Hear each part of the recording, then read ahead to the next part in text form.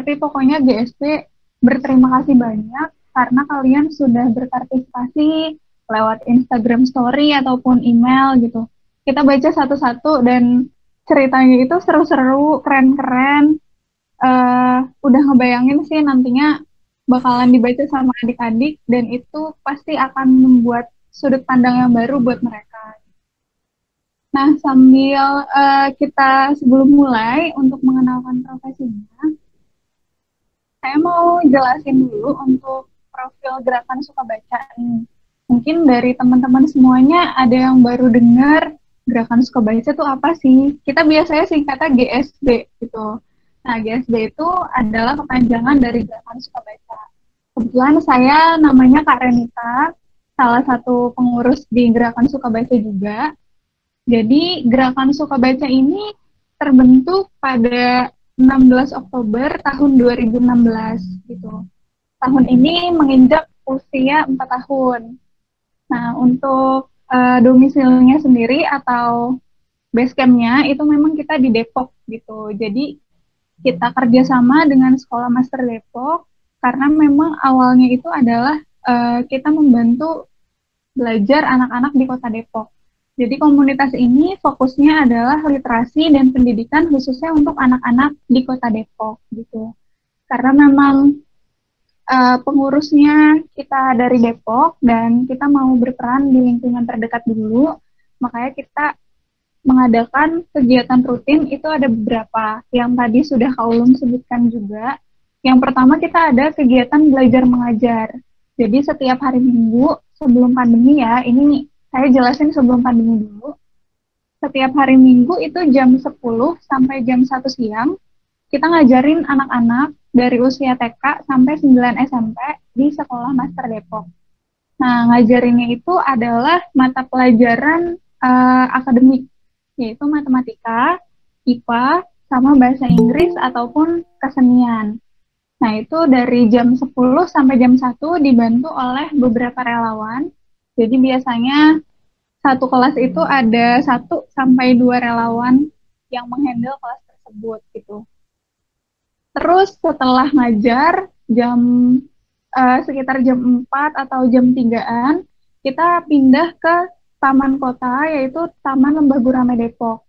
Jadi GSB setelah ngajar, kakak-kakaknya yang mau masih lanjut, kita ajak untuk buka lapak baca. Tadi benar kata Kak Ulum, kita buka lapaknya cuma pakai terpal aja.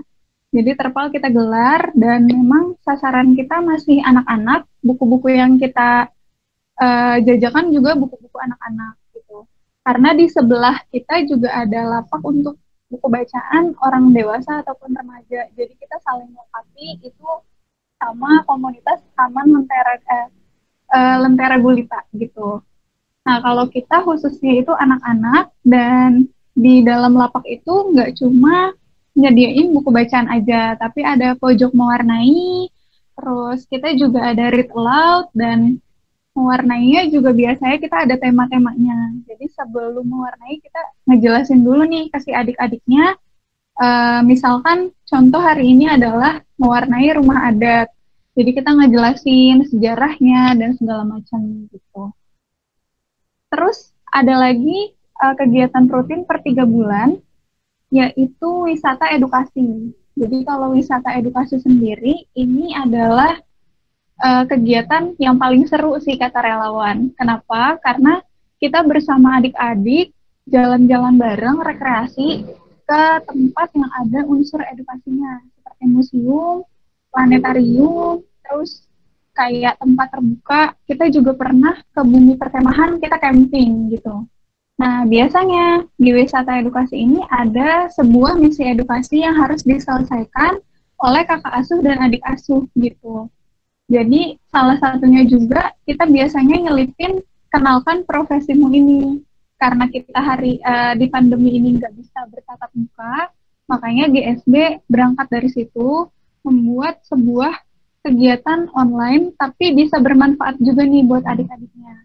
Makanya nanti cerita-cerita yang sudah kakak bagikan ke GSB akan GSB ketik ulang di buku, terus nanti akan dibukukan dan kita kasih satu-satu ke anak-anak GSB dan nantinya kita juga akan follow up gitu. setelah mereka baca buku tersebut, mereka lebih pengennya itu kemana ya nantinya referensi ketika besarnya gitu. Karena kita juga sedang melatih anak-anak GSB untuk memahami sebuah teks dan lain-lain gitu. Jadi kita nggak mau kayak cuma memberikan bacaan aja, tapi nggak ada follow up setelahnya gitu. Karena kan siapa tahu nantinya mungkin akan jadi temen dari kakak-kakak semuanya, terus nanti suatu saat mungkin bisa ketemu juga. Mungkin ada yang kerja di mana ya, di kayak museum-museum gitu, terus kita bisa ketemu dan jadi kakak asuh, akhirnya nantinya berteman kayak gitu, dan bisa sharing lebih lanjut. Lalu ada kegiatan juga namanya kawan. Jadi selain kita fokus ke anak-anaknya, kita juga memikirkan relawannya nih. Membuat kegiatan apa ya biar relawannya juga bisa tetap akrab. Kita ada namanya kegiatan kawan, yaitu kumpul relawan. Biasanya bentuknya adalah ngobrolin buku di Taman Lembah Gurame atau ngobrolin film kerjasama dengan Indie Cinema Depok, yaitu bioskop alternatif di Kota Depok. Jadi biasa kita nonton bareng dulu, habis itu kita diskusiin deh filmnya itu tentang apa. Biasanya kita diskusiinnya juga yang enteng-enteng aja sih, yang seru-seru gitu. Waktu itu sempat 2 kali kita filmnya 27 Steps of May, lalu kita berdiskusi tentang kekerasan seksual gitu. Terus yang kedua ada film Dua Garis Biru, kita berdiskusi tentang pola asuh anak, pola asuh orang tua terhadap anak remaja, kenakalan remaja, dan pelajaran apa yang bisa diambil seperti itu. Nah, karena sekarang lagi pandemi, jadi memang kata Kak Ulum juga tadi, semua kegiatannya kita modifikasi secara online. Sebenarnya agak tantangan sih, karena 90% kayaknya GSB itu kegiatannya adalah kegiatan lapangan.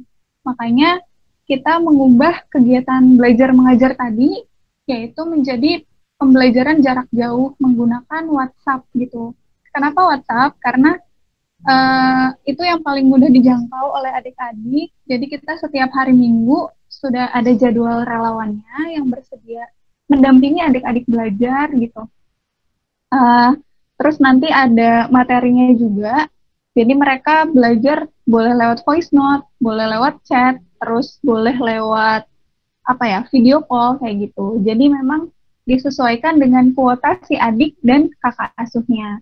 Terus kalau untuk lapak baca, karena kita nggak mungkin juga untuk buka di Taman Lembah Gurame, akhirnya kita ubah modifikasi menjadi PSBB. Kalau teman-teman tadi ada yang sempat nonton IGTV-nya GSB yang terbaru, itu adalah pembelajaran seru bareng GSB. Kenapa kita ambil PSBB? Karena memang kita ambil istilah pada saat pandemi. Tapi kita ubah gimana caranya biar anak-anak juga masih bisa tetap belajar. Akhirnya PSBB kita modifikasi sebagai live Instagram, kolaborasi dengan relawan. Jadi kita memang memanfaatkan SDM yang sudah ada dengan konten edukasi dan literasi. Jadi di jam 16 sampai 16.30 itu biasanya edukasi pelajaran. Kayak tadi kita belajar bahasa Inggris. Terus di jam 16.30 sampai jam 5 sore itu kita biasanya literasi umum gitu. Jadi kayak read aloud, buat prakarya kayak gitu. Nah, terus untuk wisata edukasi, karena kita belum menemukan cara untuk virtualnya seperti apa, jadi ya kita bisa bikinnya kayak gini aja. Kalau ngobrolin film sama ngobrolin buku, kita sudah beberapa kali buat di Google Meet juga secara virtual. Dan bulan Agustus ini akan ada ngobrolin film lagi, Parasite, film Korea gitu. Jadi nanti bisa diikutin aja informasinya di Instagram Mimi Cerdas. Nah, ini ada contoh wisata edukasi, foto-fotonya. Ini wisata edukasi ke Museum Zoologi Bogor. Jadi kita per 2020 ini sudah 9 kali wisata edukasi. Harusnya di tahun ini ada wisata edukasi 10, tapi sayangnya terhambat oleh pandemi gitu. Jadi kurang lebih seperti itu kegiatan gerakan suka bacanya.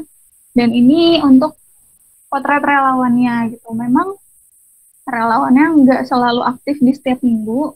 Kebetulan GSB adalah komunitas yang fleksibel, jadi tidak menyuruh relawan untuk berapa bulan atau kontraknya berapa lama gitu. Jadi siapapun yang mau bergabung, mungkin dari sini setelah ini kakak-kakak ada yang mau ikut berpartisipasi untuk mengajar online, boleh banget hubungin admin di Cerdas via DM.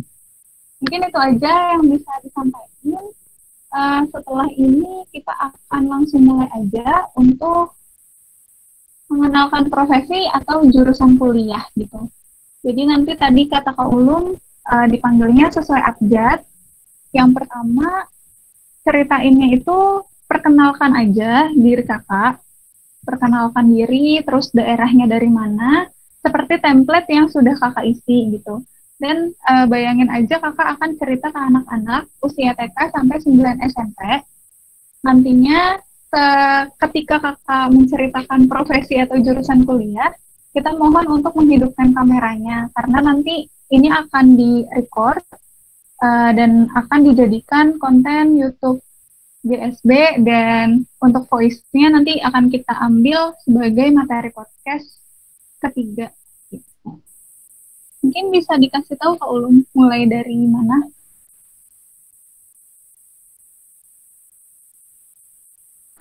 Oke, terima kasih Kak Ren. Ya, jadi untuk kegiatan malam ini akan kita record di YouTube GSD, terus nantinya di Spotify-nya GSD juga sebagai podcast. Nah, untuk kegiatan malam ini mungkin kita mulai sesuai abjad aja kali ya, jadi biar gampang nge-track-nya juga. Kak Adelia Kurniadi udah siap untuk menceritakan profesinya atau jurusan kuliahnya? Kak Adel.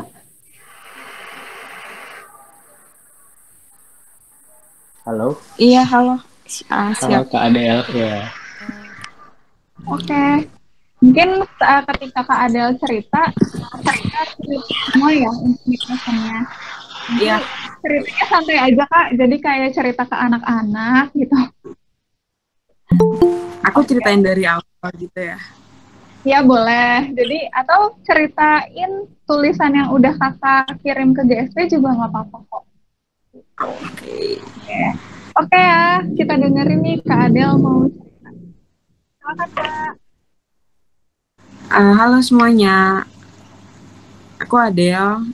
Sebelumnya makasih banget untuk GSB udah nge-repost tulisan aku, cerita aku.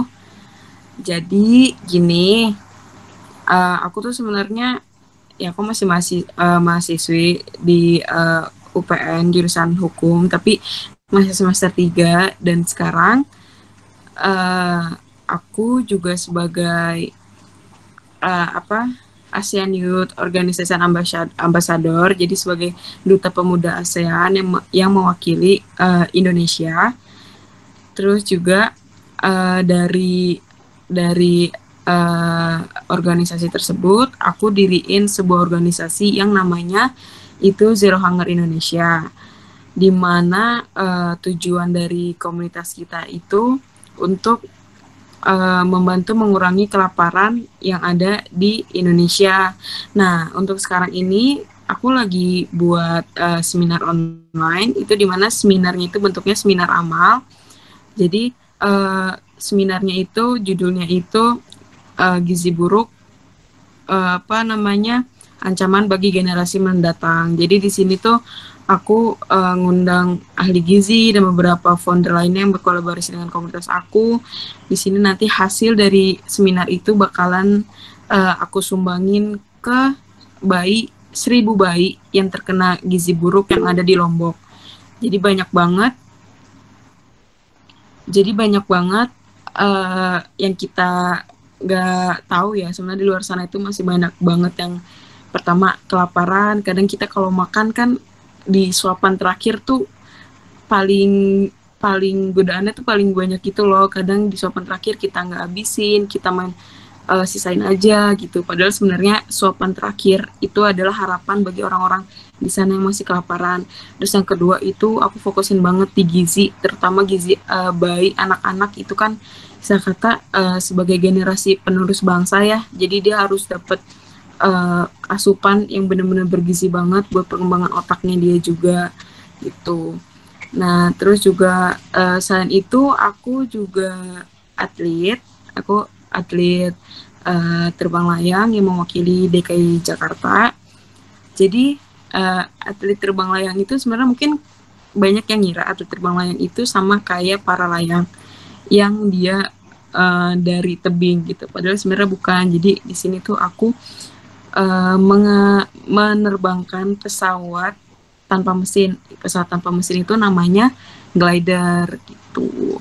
Kalau misalnya kalian penasaran, kalian di Instagram bisa buka apa namanya komunitas terbang layang ini gitu. Terus apa lagi ya?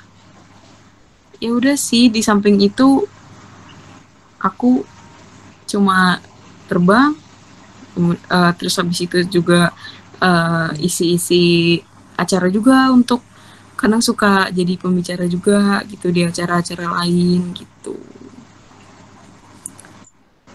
Udah, aku bingung mau ngomong apa lagi.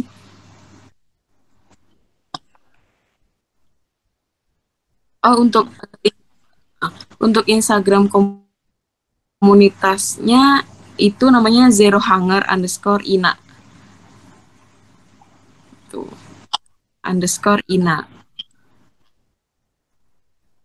Jadi nanti di hari Sabtu dan Minggu itu ada webinar amal.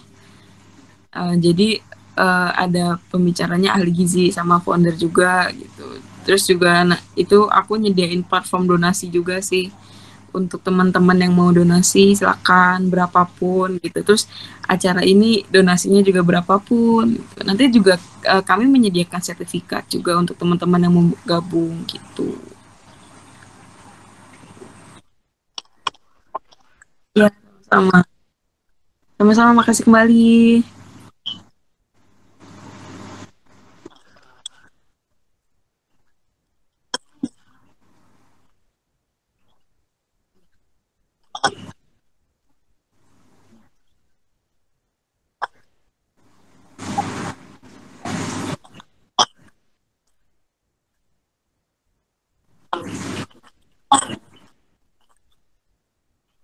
Ya, ya, makasih kembali.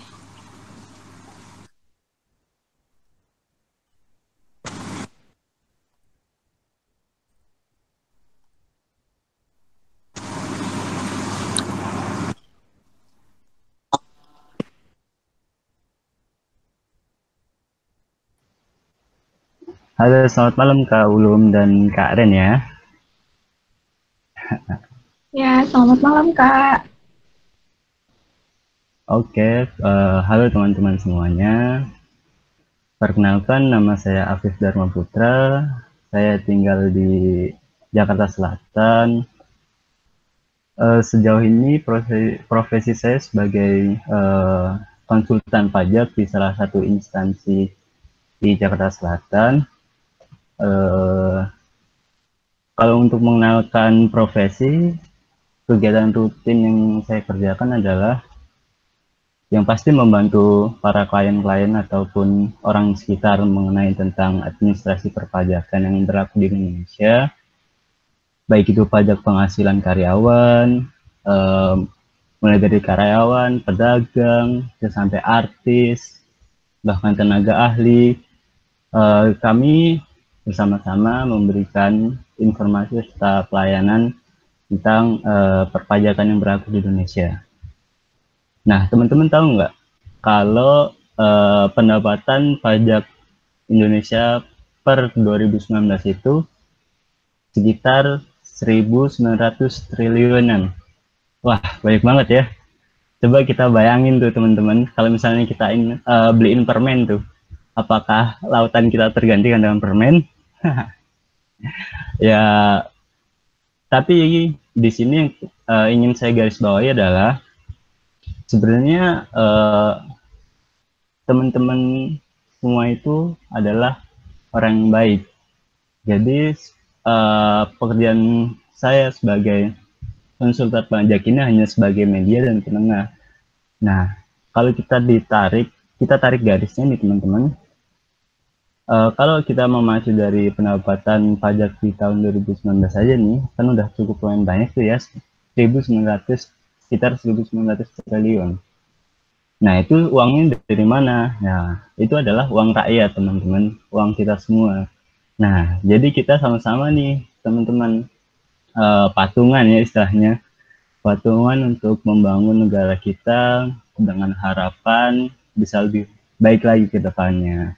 Nah, lalu uangnya ini di mana sih Kak? Gitu kan, kalau ada pertanyaan seperti itu, yang pasti uang yang sudah terkumpul di negara ini bakalan digunakan sebagai biaya sehari-hari negara nih. Misal biaya pendidikan, biaya pembangunan, dan masih banyak yang lainnya. Nah, sekarang kan memang lagi pandemi ya teman-teman. Nah, ini juga nggak menutup kemungkinan bahwa uang yang sudah terkumpul ini bisa dialokasikan untuk membantu meringankan rakyat-rakyat yang ada mungkin di pelosok, yang mungkin tidak terjamah ya, mungkin mereka kelaparan dan lain-lainnya, seperti itu. Nah, pesan terakhir buat adik-adik ya,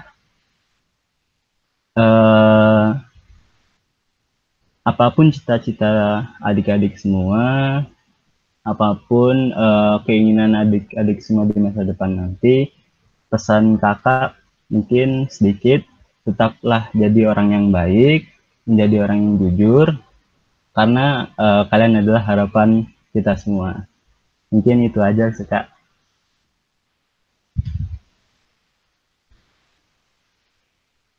Terima kasih. Yeay, makasih Kak Afif. Sama-sama Kak. Kak Ulumnya hilang ini. Ya, nah seru banget tadi Kak Afif udah cerita tentang konsultan pajak. Untuk kakak-kakak yang lain, selanjutnya boleh banget loh. Maksudnya mungkin Kak Afif sama Kak Adel tadi masih gugup karena Iya bener. Ya, jadi boleh banget kayak pakai bahasa kakak, pakai bahasa aku, terserah apa-apa. Tapi pokoknya keren banget Kak Adel sama Kak Afif. Terima kasih untuk ceritanya. Jangan live dulu ya Kak. Kita dengerin. Iya. Terima kasih. Sama-sama. Ya lanjut lagi. Oke Kak Ulu.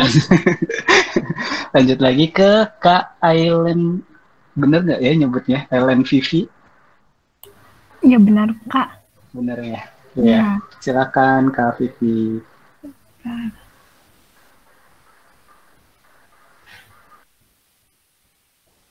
Halo semua. Kedengeran nggak ya suaranya? Kedengeran Kak. Halo Kak Vivi. Halo. Perkenalkan nama saya Aileen. Profesi sekarang saat ini guru Mandarin di salah satu sekolah Jakarta Barat. Saya sendiri tinggal di Jakarta Barat juga. Selama ini saya kerja selain jadi guru sekolah, jadi guru les juga, terus jadi bimbel juga, karena saya suka sekali sama anak-anak. Terus, maaf kalau agak gugup. Terus, Ya nggak apa-apa Kak, semangat.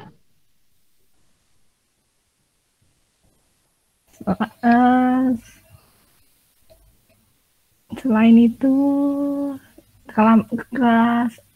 selama pandemi ini, karena pandemi, jadi saya jadi sekolahnya online. Terus saya juga ngelakuin hal lain seperti bikin kue, terus jual barang-barang, ada buku bekas juga.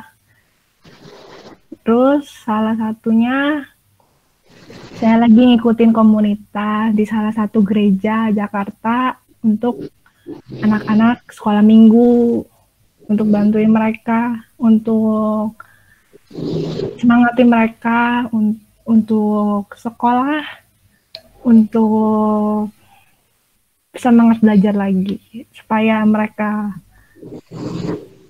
nggak bosen di rumah.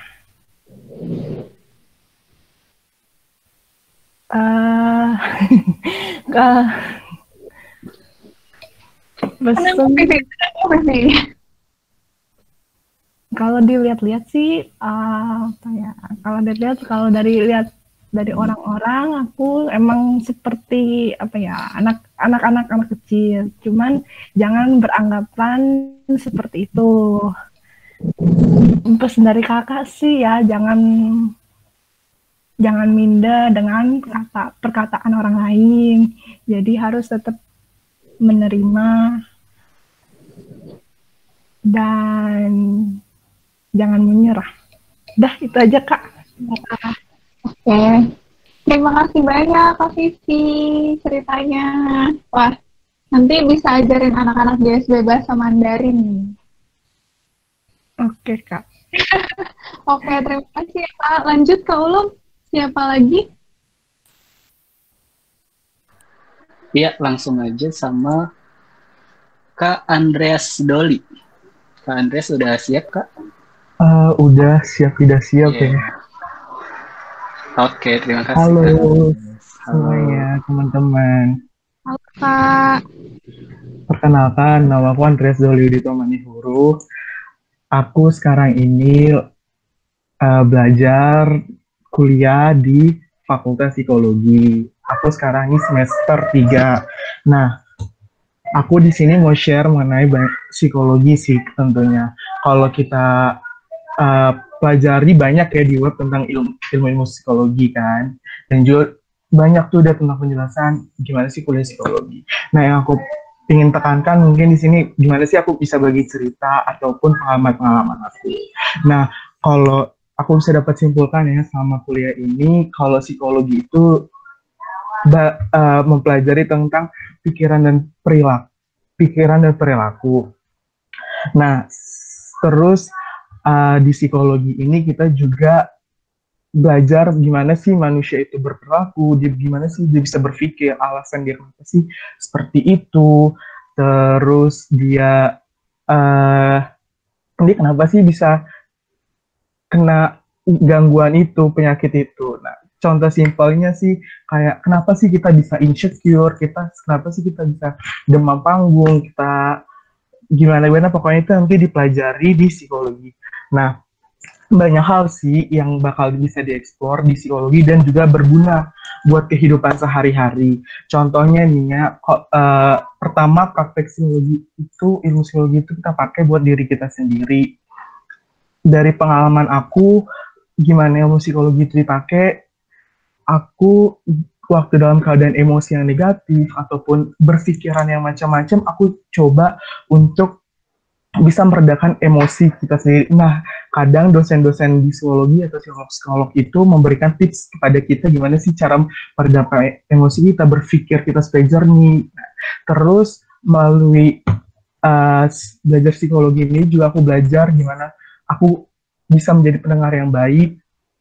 Dulunya itu aku tuh cuma ngasal dengerin, kayak ngasih saran ngasal, ataupun yaudah cuma dengerin gitu. Tapi di psikologi tuh kayak kita belajar, kalau kamu tuh cerita, kamu tuh sebagai pendengar tuh harus apa, nggak boleh judgmental, kamu tuh juga nggak boleh menyela pada saat pembicaraan, kita nggak boleh berpikir yang macam-macam, kita harus melihat individu itu sebagai yaudah individu tersebut. Terus kita juga tadi kan yang sebelah aku bilang memahami orang perilaku manusia, berarti kita juga harus memahami perilaku orang lain. Nah, di mana kita juga di psikologi itu diajarin kita gimana sih memberikan treatment atau gimana ya, treatment kayak aktivitas apa sih yang bisa membantu untuk bisa membantu orang tersebut. Contohnya kayak sebenarnya tips sedikit ya, mungkin kalau kita sebelum tidur ataupun jam-jam malam kan kita suka mikirnya overthinking tuh, mikir yang berlebihan. Nah, kalau aku tuh biasanya make itu maksudnya cara ngilangin overthinking, ya udah aku bilang ke dalam diri, kamu tidur, mendingan kamu istirahat, nggak usah pikir yang macam-macam. Besok kamu lebih berenergi gitu dan bisa menjalani aktivitas dengan baik. Nah, di psikologi itu kita belajar juga intervensi atau kegiatan-kegiatan apa yang bisa membantu atau menolong orang lain. Contohnya kayak kan lagi pandemi ini, gimana sih kita tuh mengurangi kecemasan, kegiatan kita mengurangi kecemasan, kita mengelola emosi. Nah, seperti itu juga aku ngeliat di kakak tingkatku yang lagi KKN. Mereka tuh banyak banget bikin poster-poster ataupun tentang psikoedukasi mengenai gimana sih menghadapi kecemasan di masa pandemi ini, pengasuhan di masa pandemi ini gimana. Nah, itu. Aku juga mau bagi cerita, waktu itu aku ke panti cacat ganda. Aku waktu itu ngeliat ada satu teman kita yang mempunyai cacat ganda, dan itu dia tuh selalu dia bengong aja, bengong. Nah, melalui aku karena aku udah belajar, aku udah punya ilmu sebelumnya, jadi aku bisa menganalisis sedikit kenapa sih dia bisa bengong, kenapa sih dia atensinya tuh nggak ke kita, diajak ngobrol cuma diam gitu. Terus aku juga pada saat itu aku ngeliat ada anak kecil yang menderita Down syndrome, di mana mungkin teman-teman bisa lihat Down syndrome itu apa di internet lebih jelasnya lagi biar tidak salah pemikirannya. Aku di psikologi diajarin waktu itu di psikologi perkembangan namanya kalau anak itu punya refleks. Kalau kita suka pegang, ini kan tangan anak itu, kalau kita suka pegang gini-gini, otomatis anak itu kan menggempal gini kan. Nah, ini di psikologi itu aku belajarnya itu tentang refleks. Nah, aku coba ke anak yang Down syndrome tersebut, aku taruh jariku ke tangannya, terus dia gimana sih reaksinya tersebut. Aku waktu itu kalau nggak salah ngelihatnya dia cuman gini dan nggak, refleksnya tuh nggak cepet langsung gitu loh. Dia kayak masih pelan-pelan, nggak seanak yang biasanya. Terus juga aku coba untuk memanggil namanya karena pada saat itu 1-2 tahun itu anak sudah bisa mengenal namanya. Aku coba panggil namanya, gitu. Oh ternyata cukup susah ya untuk manggil namanya karena dia mempunyai gangguan tersebut. Itu sih sebenarnya pengalamannya masih banyak dengan situ. Jadi gunanya kita kuliah di psikologi itu bukan hanya untuk diri kita sendiri, tapi kita juga harus bisa membantu orang lain. Mulai dari hal yang terkecil, kita membantu teman kita kalau kita lagi cerita, dan kita harus bisa menenangkannya. Nah, aku juga mau ngasih tahu pandangan-pandangan yang banyak nih yang salah di masyarakat mengenai psikologi. Pertama, kalau adik-adik mau masuk psikologi, menghindari matematika, please jangan masuk psikologi, karena semuanya di psikologi itu matematika. Kita mau mengukur gimana sih kepintaran orang lain, gimana sih emosi dia, gimana sih kita mau lihat situasi seseorang di masyarakat itu, kita tuh menggunakan matematika, statistik gitu. Terus yang kedua, psikologi itu hanya mengurusi tentang orang gila ya? Enggak, kita orang normal pun kita pelajari, orang yang tidak normal pun kita pelajari, atau yang tidak ada yang punya gangguan kita pelajari, semua jenis manusia kita pelajari. Nah, yang ketiga,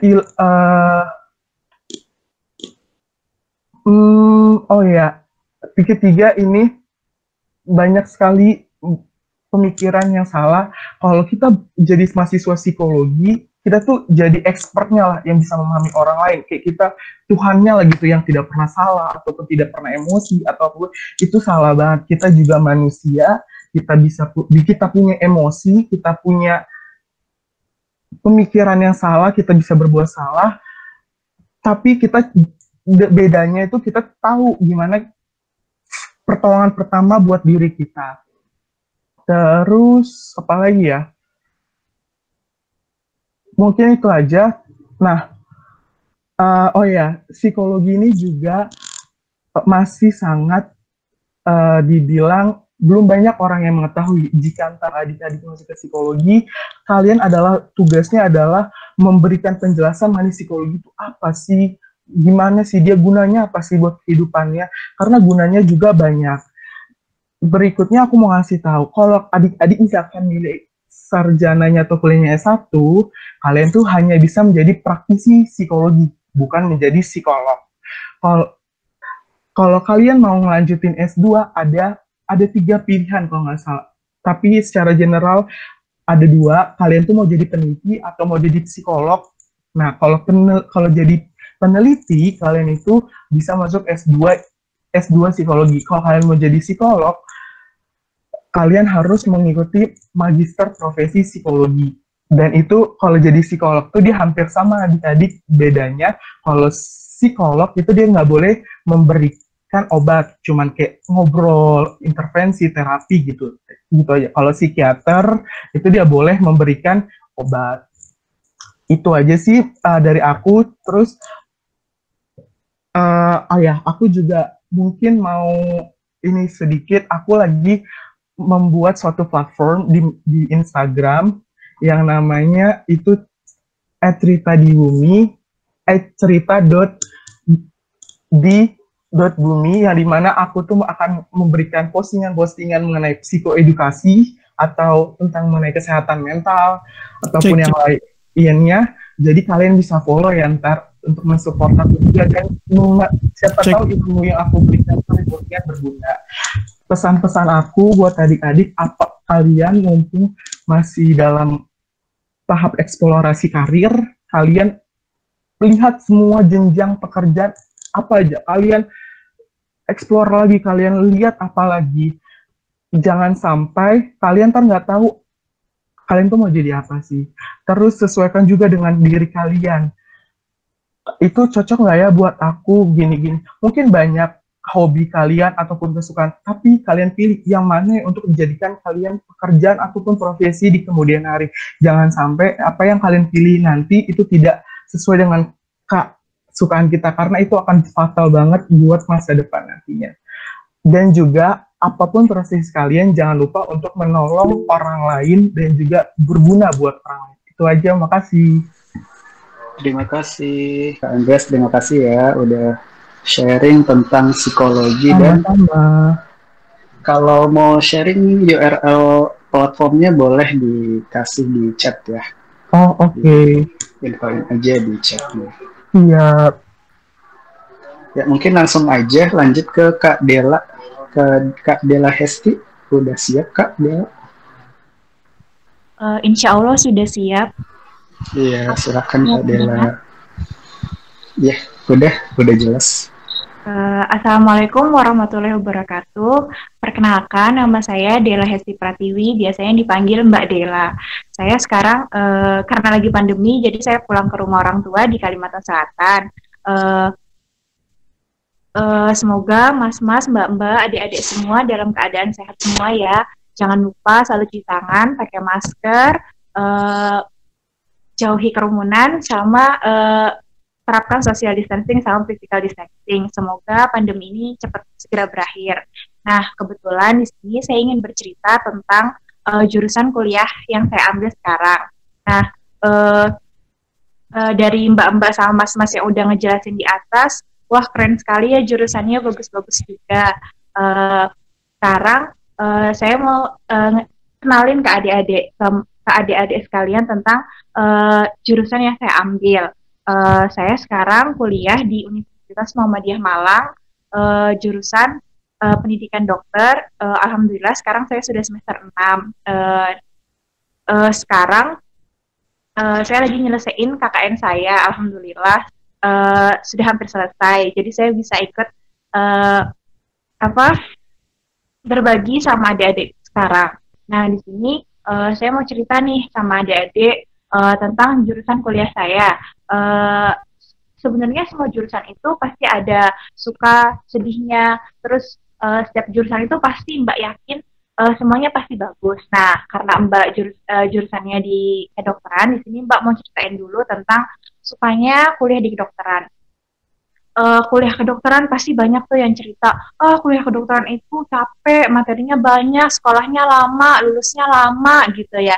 Terus kadang ada yang ngomong, jadi dokter itu enak banget, cuman ngobatin orang 5 menit uangnya banyak. Tapi bukan itu yang mau Mbak tanamin ke adik-adik sekalian gitu.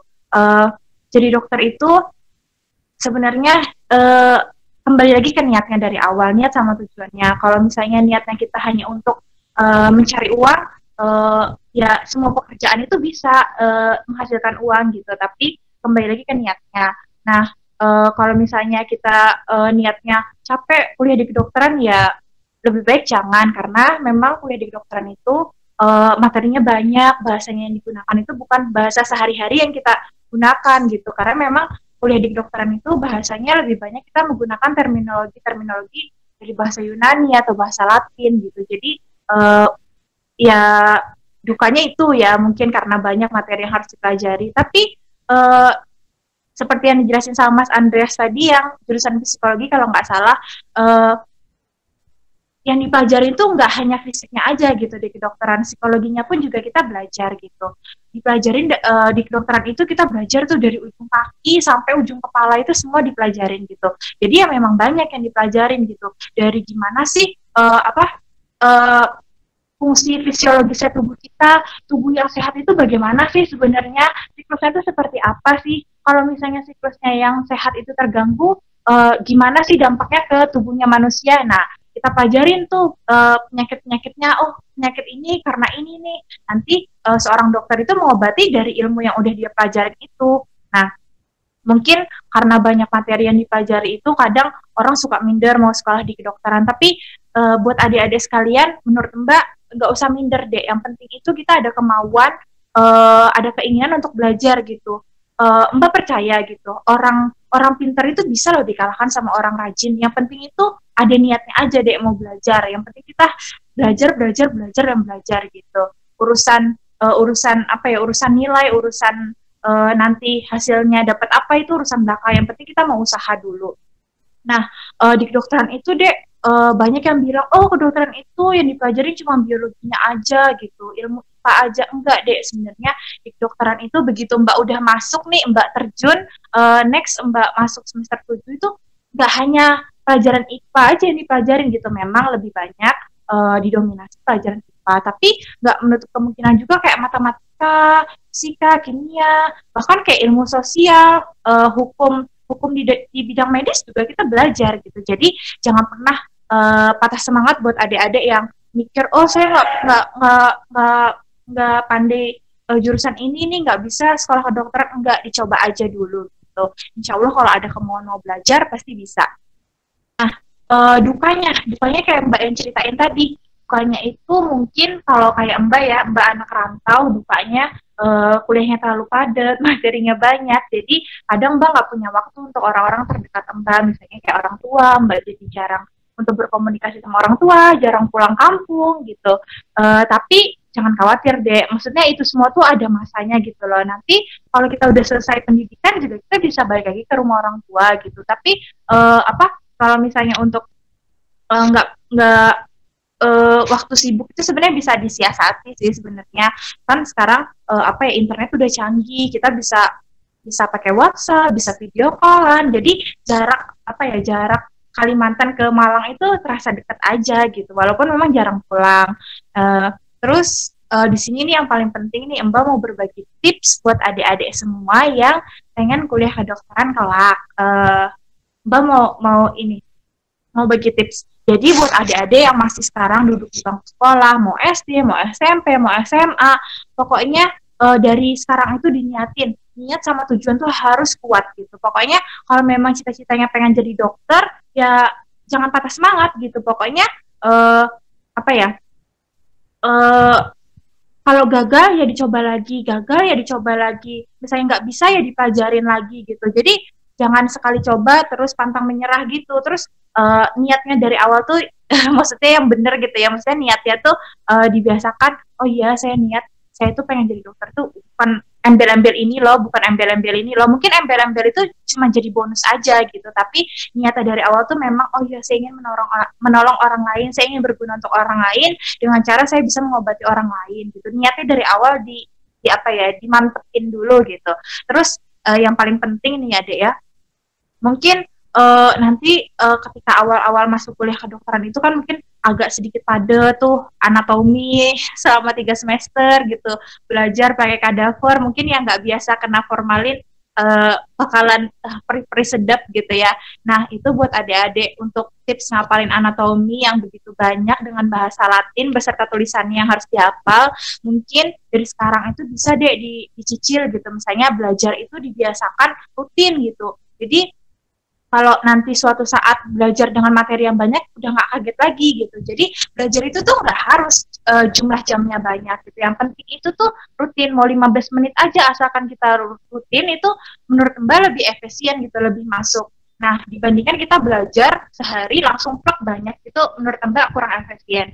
Terus dibiasakan juga buat adik-adik sekalian, kalau belajar itu dibikin kayak kata kunci gitu deh, yang mudah dihafal. Misalnya Mejiku Hibinio gitu, misalnya me apa gitu. Jadi lebih mudah untuk kita hafal, karena di kedokteran itu nggak mungkin bisa dihafal semua, karena materinya banyak gitu, terus bahasanya juga susah gitu. Nah, jadi mungkin bisa dibikin kayak kata kunci gitu biar lebih mudah. Terus dibiasakan juga pintar manajemen waktu gitu, kapan waktunya istirahat, kapan waktunya untuk belajar, kapan waktunya untuk main. Jangan terlalu banyak main, akhirnya belajarnya kurang fokus gitu. Terus apalagi ya, mungkin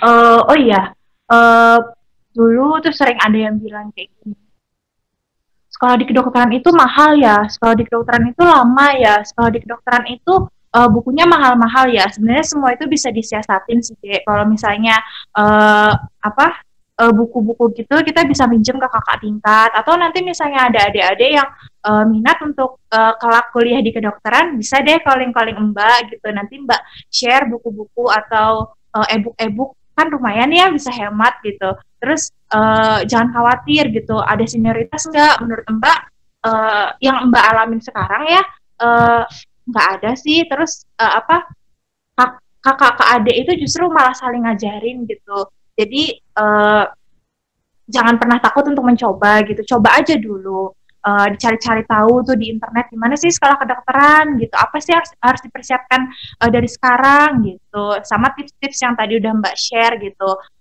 Mbak di sini mau cerita, berbagi ya, dulu Mbak juga pernah ngalamin gagal gitu masuk kuliah di jurusan yang Mbak pengen, jurusan kedokteran, di satu PTN gagal, PTN selanjutnya gagal, PTN selanjutnya gagal. Ya kuncinya tuh coba lagi gitu, gagal ya coba lagi, gagal ya coba lagi gitu, coba aja terus gitu. Tugasnya kita tuh cuman belajar, berdoa, usaha. Mau kita itu berhasil atau enggak tuh urusan belakang gitu, karena kita kan nggak pernah tahu percobaan kita yang keberapa yang bakalan berhasil gitu. Jadi ya coba aja terus gitu, selagi kita masih bisa coba aja terus gitu. Insya Allah kalau memang cita-citanya pengen jadi dokter, niatnya baik dan direstui sama orang tua dan Tuhan, insya Allah bakalan terwujud kok. Semangat ya adik-adik, Indonesia masih membutuhin kalian buat jadi tenaga medis. Ya, terima kasih Kak Dela. Terima kasih Kak Dela. Mungkin langsung lanjut ke Kak Desi Mutiara. Mungkin bisa 3-5 menit ke depan. Kak Desi.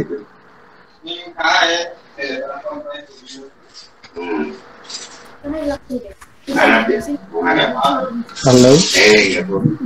Iya.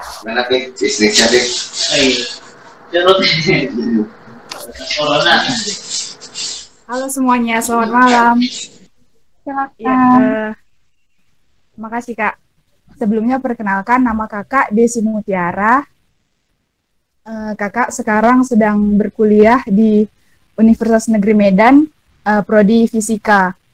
Nah, seperti Kakak mau cerita seperti yang udah Kakak bagikan di Snapgram kemarin, jurusan fisika itu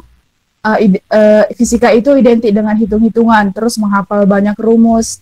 Jadi makanya banyak orang yang nggak suka sama pelajaran fisika. Kalau di SD itu dia termasuk IPA, SMP juga masih termasuk IPA. Nah, mungkin adik-adik juga banyak yang nggak suka sama IPA, tapi kita nggak bisa lepas dari pelajaran IPA itu. Ya, Kakak mau cerita tentang pengalaman Kakak di fisika. Sebenarnya Kakak juga nggak terlalu pintar, cuman kalau kita rajin berusaha seperti yang dibilang Kak Dela tadi, nggak orang pintar itu nggak akan belum tentu berhasil gitu. Jadi orang pintar itu bisa dikalahkan sama orang yang rajin. Orang yang rajin, giat, tekun, itu akan bisa dia orang yang seperti itu akan bisa lebih mudah mencapai apa yang diinginkannya.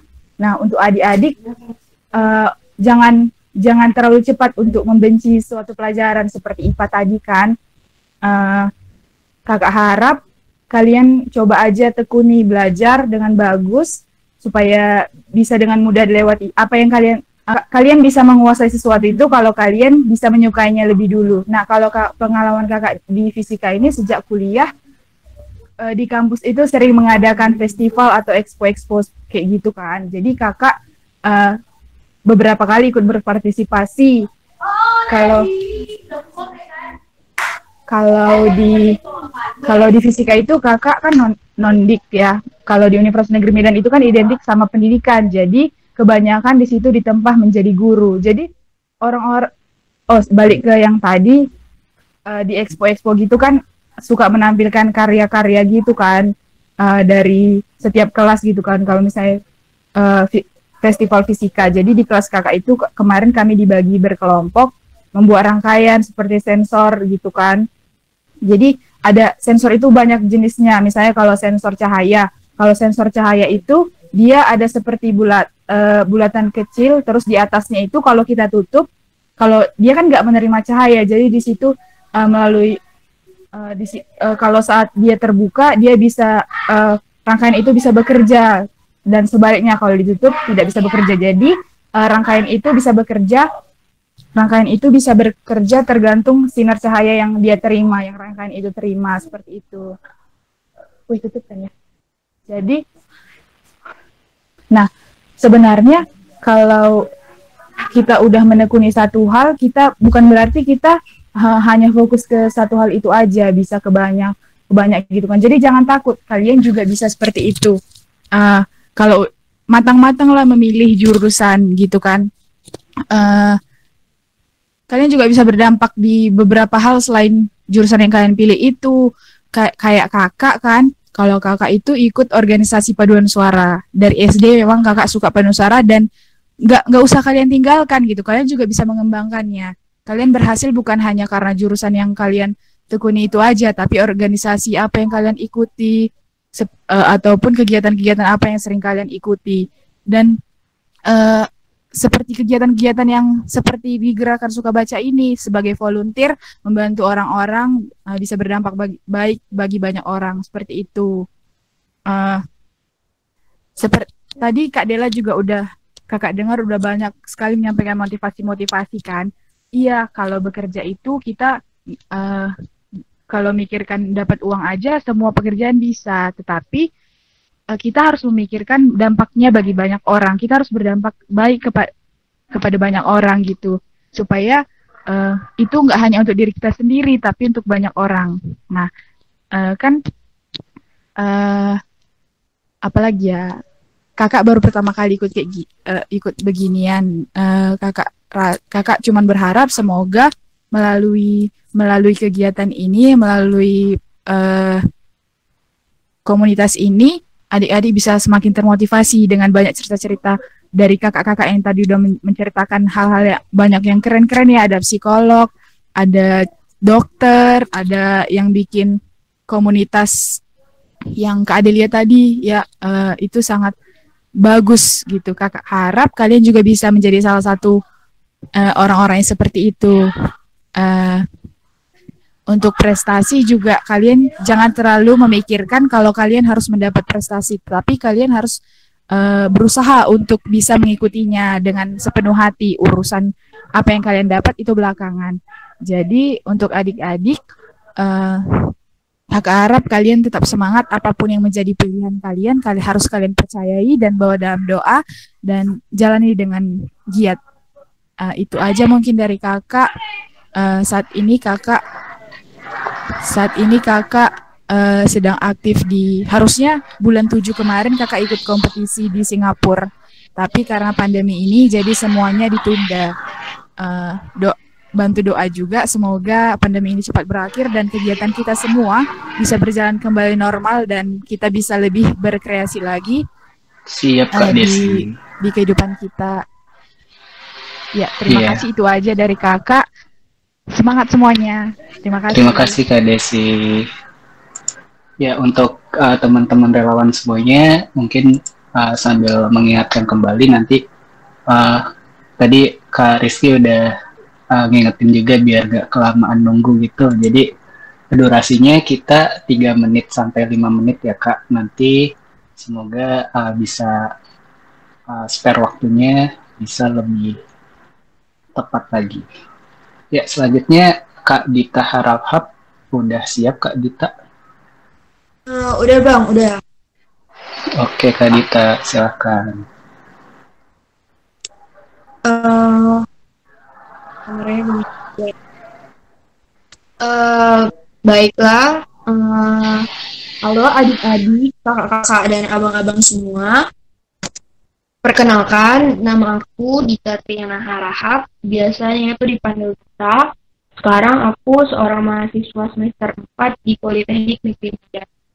Nah, jurusan yang aku ambil itu adik-adik, jurusannya itu jurusan administrasi niaga dengan fokus pembelajarannya atau yang bisa disebut dengan program studinya itu MICE.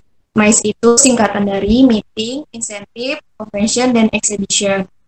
Yang kalau diartiin dalam bahasa Indonesianya, usaha, jasa konvensi, insentif, dan pameran. Ya, kurang lebih seperti itulah kalau diartiin dalam bahasa Indonesia.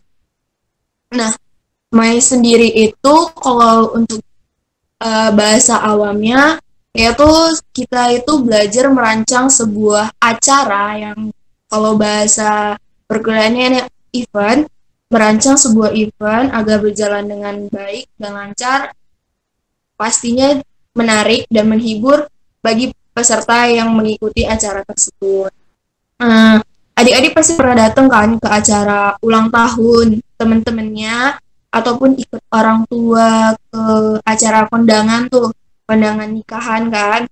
Itu merupakan contoh kecil dari sebuah MICE.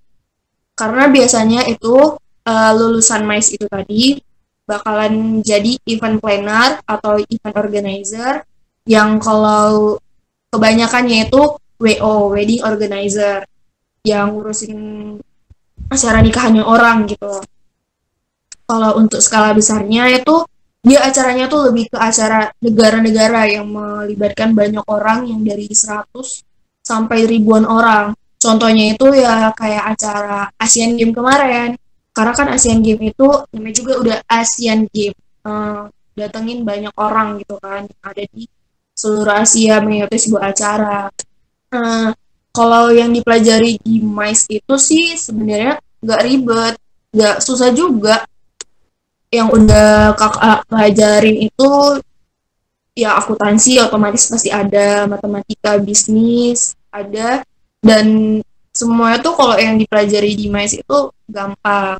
Yang penting adik-adik itu bisa mengontrol emosi dan otomatis di sini namanya juga udah MICE gitu kan, nggak hanya satu orang aja tuh yang menyelenggarakan sebuah event atau acara, pastinya dengan orang-orang banyak.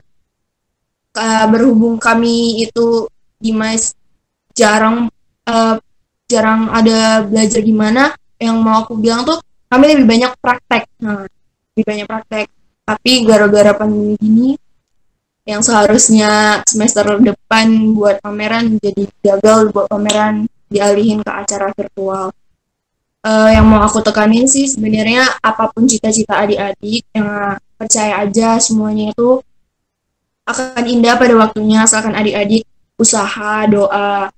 Jangan pernah takut sama apapun, karena pun ada cerita juga di balik pemilihan ini. Kakak gagal di SNMPTN segala macam, sempet down, coba-coba aja ujian di Polmed, Politeknik Negeri Medan, dan asal-asal aja pilih jurusannya. Alhamdulillah bisa membiasakan diri, dan ternyata selama ini kakak tuh cocok di jurusan ini. Jadi untuk adik-adik yang nanti mengalami kegagalan ke depannya, percaya aja sama sesuatu yang adik lakuin, berdoa, minta pertolongan sama Tuhan Yang Maha Esa, minta doa sama orang tua, dan tetap semangat. Karena cita-cita itu semuanya baik. Makasih adik-adik, abang-abang dan kakak-kakak yang udah dengerin cerita aku. Terima kasih Kak Dita. Ya lanjut aja langsung ke Kak M. Rizal Hanun. Kak Rizal Hanun, silakan 3 menit sampai 5 menit dari sekarang. Oke. Halo, assalamualaikum warahmatullahi wabarakatuh. Waalaikumsalam. Selamat malam teman-teman dan adik-adik sekalian. Perkenalkan namaku Muhammad Rizal Hanun, biasa dipanggil Rizal. Aku aslinya dari Surabaya, kemudian sampai saat ini masih jadi mahasiswa di Institut Kesenian Jakarta gitu. Institut Kesenian Jakarta, aku kuliah di jurusan film. Film kalau misal di benak adik-adik pasti kebayangnya apa? Artis ya, atau sinetron gitu. Ya kurang lebih seperti itu sih. Cuman jurusan yang kakak ambil ini lebih mempelajari tentang bagaimana sih membuat film atau bagaimana sih membuat sinetron itu gitu. Jadi lebih ke keilmuannya gitu di belakang layar gitu. Jadi orang-orang yang kerja keras di belakang layar yang kemudian dapat kalian saksikan di rumah gitu. Kayak film apa ya? Kalau dulu Cinta Fitri gitu, Cinta Fitri. Kemudian kalau film sekarang Laskar Pelangi atau tadi udah disebutkan Dua Garis Biru gitu. Itu adalah salah satu contoh dari produk hasil apa ya orang-orang di balik pekerja film gitu. Di semester 4 kita disuruh milih penjurusan gitu. Jadi di film kan ternyata banyak banget apa bidang-bidangnya adik-adik gitu. Jadi ada yang pegang kamera, ada yang pegang perekam suara gitu, ada yang tugasnya ngatur busana gitu, jadi mengatur busana para artis ini, para pemain, apakah cocok nggak sih di adegan seperti ini gitu. Misalnya siapa ya? Misalnya Dian Sastro di film action gitu, dia kayaknya nggak cocok deh pakai baju pink gitu, karena bakal terlihat imut atau feminim gitu. Harusnya Dian Sastro di adegan ini biar lebih garang pakai baju yang serba hitam gitu, pakai yang lebih maco gitu, jaket kulit gitu. Nah itu tugasnya penata busana. Kemudian ada juga editor. Nah, editor tuh kalian pasti udah tahu sih. Dia ini tugasnya menyusun gambar dan suara yang sudah disuting gitu, yang sudah diambil di lokasi syuting, kemudian sama editor disusun. Nah, kerjaannya editor ini enak banget teman-teman. Dia ini kerjanya cuma ngedit, makan, tidur gitu. Jadi beberapa temanku yang jadi editor, nggak lama kemudian dia menggemuk gitu badannya. Kemudian ada juga penata musik. Nah, ini yang dia ngasih sentuhan ngasih sentuhan apa ya, rasa gitu. Ngasih sentuhan rasa di musik. Jadi kalau kalian lihat film atau lihat sinetron sedih gitu, pasti kan ada musiknya yang milu gitu kan. Deng, deng, deng, deng. Nah, itulah tugas penata musik gitu. Nah, tapi dari keseluruhan orang-orang di balik produksi ini, itu yang paling berperan itu adalah produser dan sutradara gitu. Lah, kenapa demikian gitu? Produser ini ibaratnya kalau di pembuatan film itu semacam ayah yang menjamin kelancaran produksi, yang mencarikan uang, yang mencarikan sponsor. Jadi kayak ayah ya, tugasnya lebih ke keuangan gitu. Nah, tapi kalau sutradara itu tugasnya dia yang mengatur proses kreatifnya di dia. Jadi gimana jadinya film tersebut itu adalah banyak dari buah hasil pikiran sutradara gitu. Misalnya adegan di film Dilan gitu. Di film Dilan kan ada adegan Dilan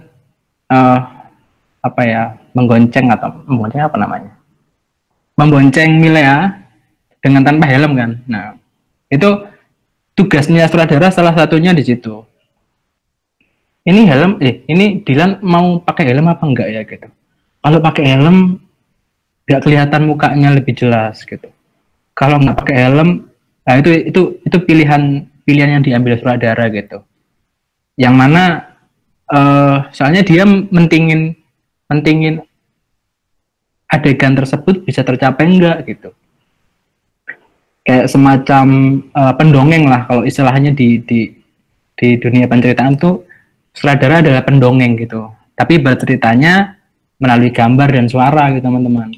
Kakak udah belajar film selama kurang lebih 2-3 tahun ini, kakak udah sering bikin film pendek sih gitu. Dan ternyata dunia film itu tidak hanya tentang sinetron gitu, tapi banyak film-film atau banyak bentuk film lain yang sangat menginspirasi sebenarnya kalau misal kita mau mencarinya gitu. Kayak beberapa dan perfilman di Indonesia sendiri sekarang udah mulai membaik kan, dengan adanya film-film yang mengedukasi gitu, yang berani mengangkat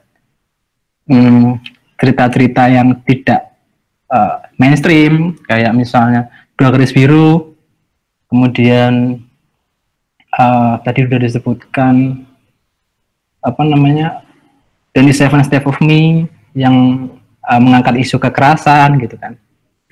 Jadi, dan bagi kakak sendiri bikin film itu semacam perjalanan gitu. Kita bisa merekam apa-apa yang menurut kita menarik di sekitar kita gitu. Jadi budaya-budaya atau tradisi-tradisi yang di sekitar kita yang menarik itu kita bisa angkat melalui medium film gitu. Dan kenapa kok kakak pilih film gitu? Karena film itu adalah media atau bentuk kesenian terakhir gitu. Setelah musik, teater, seni rupa, seni murni dan sebagainya. Jadi film ini adalah bentuk kesenian terakhir. Nah, di film kita bisa menggabungkan semua jenis kesenian gitu. Di sana kita bisa menggabungkan sastra, bisa menggabungkan seni lukis, teater jelas pasti, kemudian seni rupa dan sebagainya gitu. Jadi ketika kakak kuliah di film, kakak cukup senang sih, meskipun dulu belajarnya di SMP dan SMA banyaknya di IPA gitu. Tapi setidaknya itu bisa menambah pengetahuan kakak ketika bikin film gitu.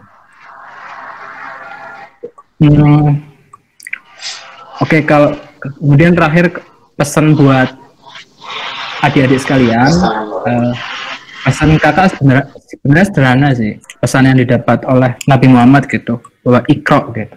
Iqra membaca. Nah, membaca ini sebenarnya simpel, terdengar simpel, sederhana, tapi menurut kakak sendiri penting gitu. Dan membaca tidak hanya membaca buku ya gitu. Kita bisa membaca apapun gitu. Apapun perlu dibaca. Kita bisa membaca sikap, kita bisa membaca siasat, kita bisa membaca gerak-gerik orang gitu. Jadi misalnya gini, teman-teman ngerasa orang tua teman-teman kok cuek gitu, kok sinis sama teman-teman gitu. Oh, ternyata ibu atau ayah sedang marah sama aku karena aku nggak ngerjain tugas gitu.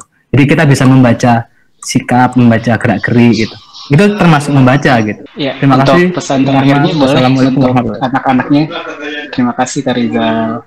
Semoga nantinya bisa membuat film yang menginspirasi dan ada banyak unsur edukasinya juga untuk anak-anak Indonesia. Terima kasih. Amin ya Allah. Sama-sama. Selanjutnya Kak Muhammad Iqbal, silakan 3 menit dari sekarang.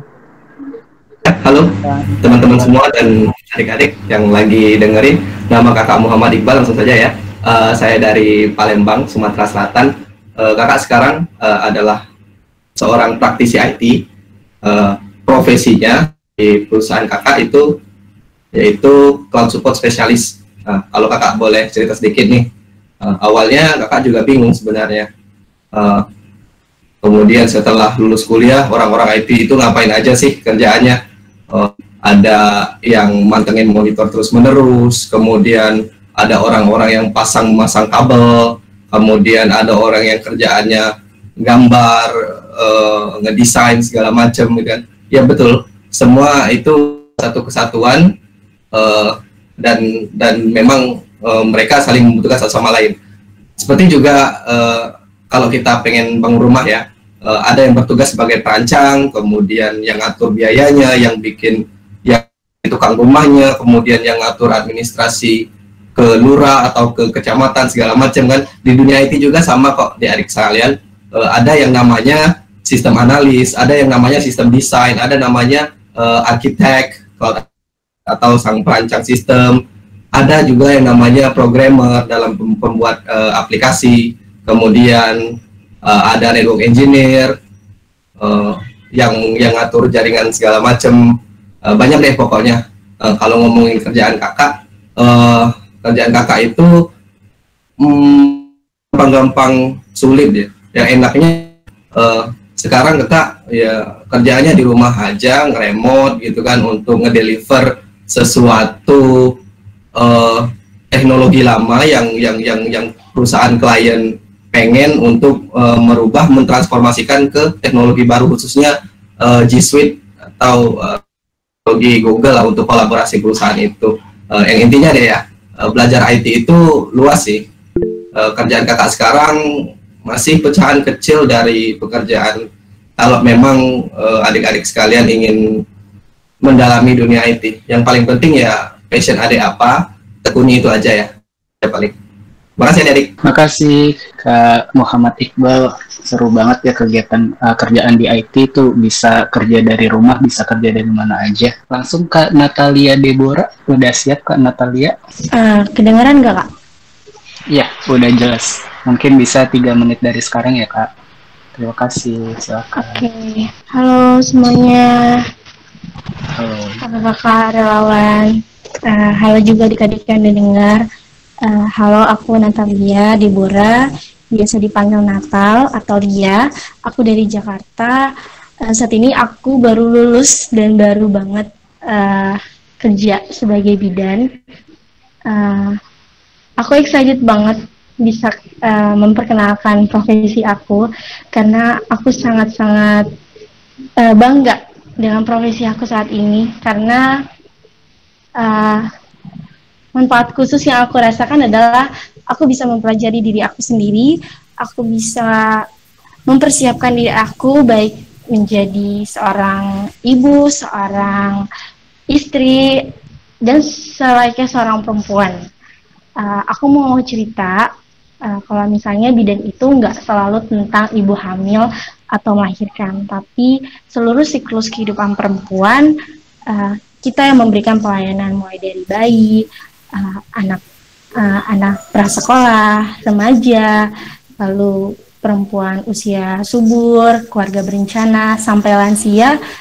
Itu kita juga belajar soal tentang bagaimana sih bisa membantu mereka untuk mengambil keputusan, bagaimana mensejahterakan kesehatan mereka, dan juga bagaimana cara mereka bisa menentukan pilihan-pilihan mereka, seperti itu. Aku juga mau kasih tahu kalau misalnya apa sih yang ngebedain, mungkin adik-adik nanya apa sih Kak bedanya bidan apa dengan perawat atau dengan dokter. Yang jelas kita punya hak dan wewenang yang berbeda, tapi aku pastiin kalau kita ini punya tujuan yang sama, yaitu sebagai garda depan kesehatan masyarakat, bagaimana kita bisa melakukan pencegahan, promosi kesehatan, sampai pengobatan ataupun rehabilitas bagi orang-orang yang memang membutuhkan.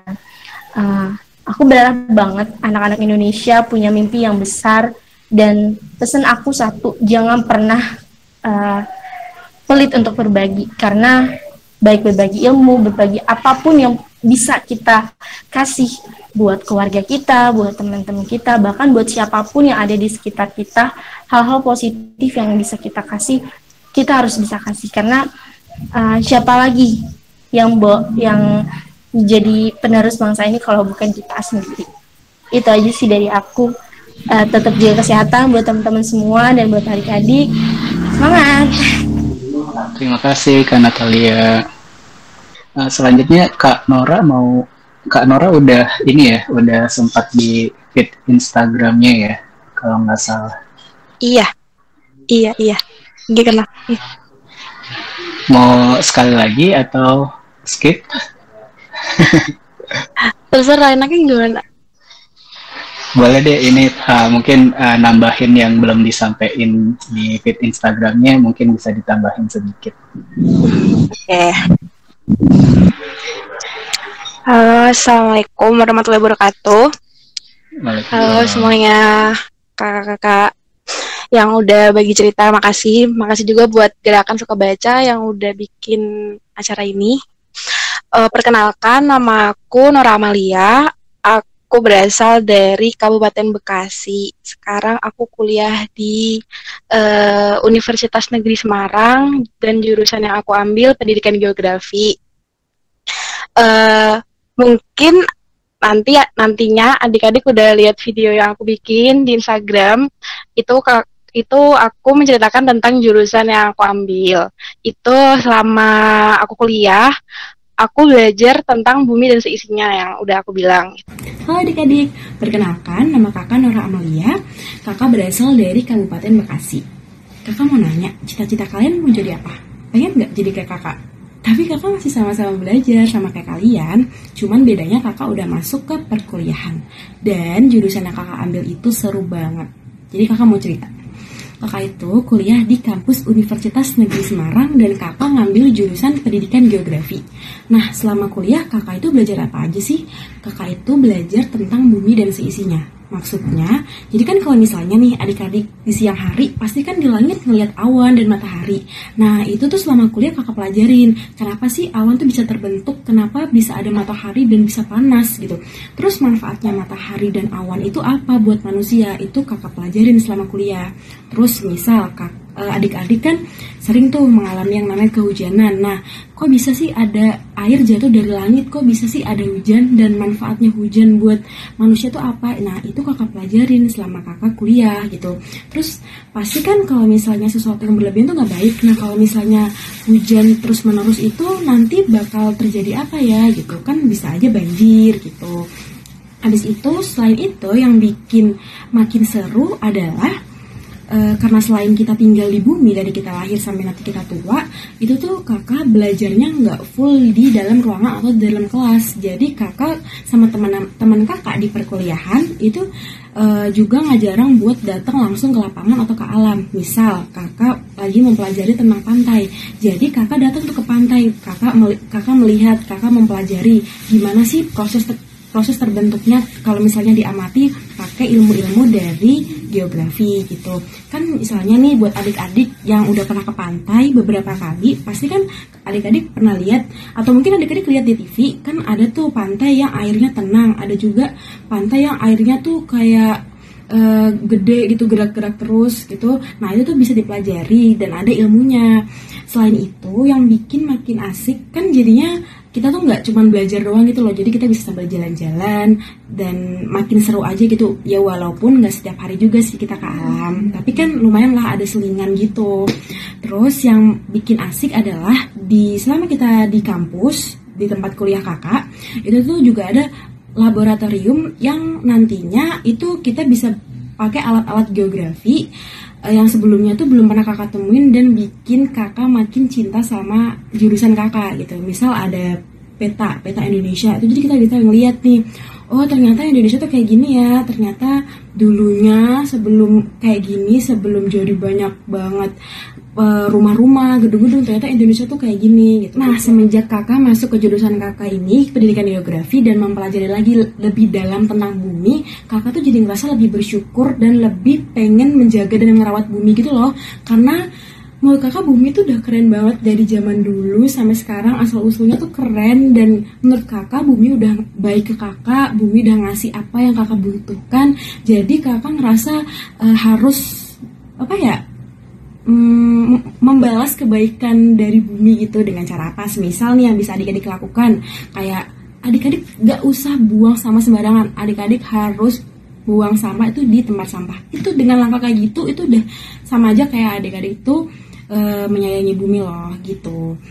Nah, jadi buat kalian yang semisal pengen masuk ke jurusan kuliah kayak kakak, apapun itu, kalau nggak usah kayak kakak juga nggak apa-apa gitu.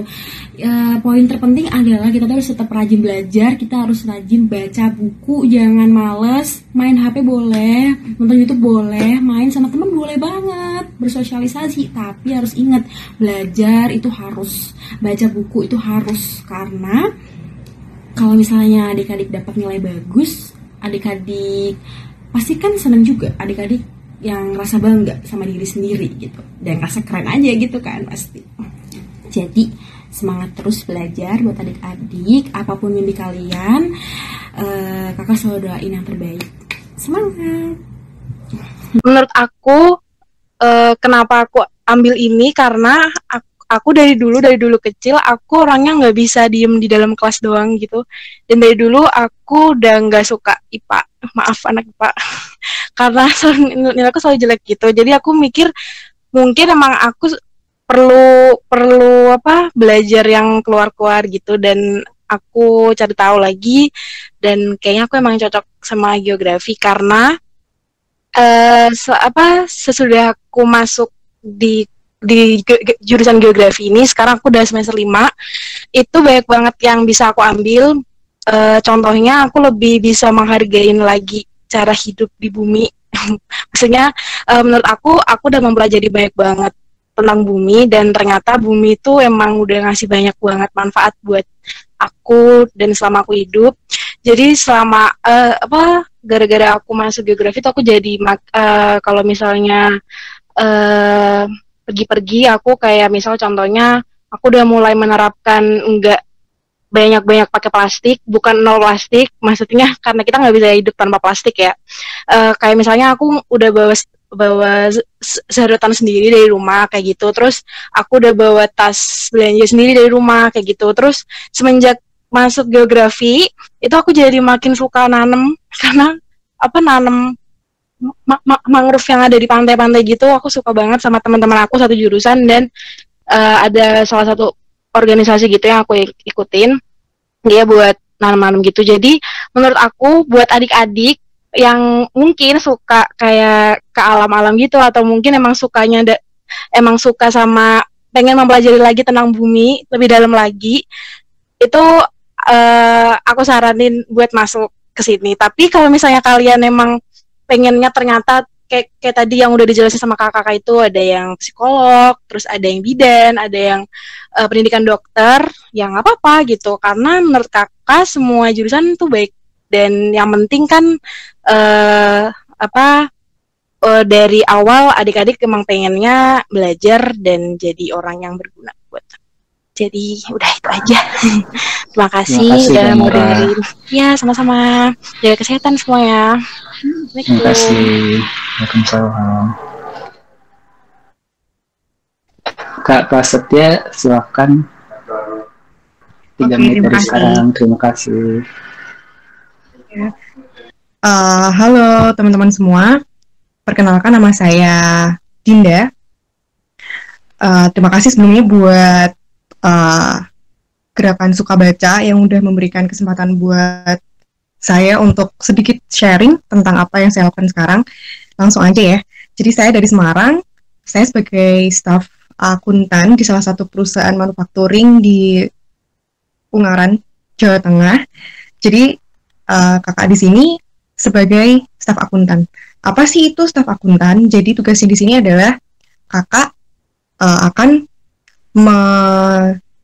merecord transaksi atau mencatat transaksi, yaitu pembelian, kemudian penjualan, ada pembelian lokal, pembelian import, kemudian ada penjualan lokal, penjualan import, penjualan ekspor, maaf. Jadi semuanya direcord dalam satu sistem akuntansi. Jadi semuanya menggunakan program seperti itu. Nah, sebelumnya kakak juga akan cerita. Jadi kakak di sini itu dulu pernah setahun yang lalu kerja di branch office yang ada di Ethiopia, Afrika. Jadi kebetulan ditugaskan di sana untuk memberikan training kepada orang Ethiopia bagaimana caranya bekerja seperti orang Indonesia seperti itu.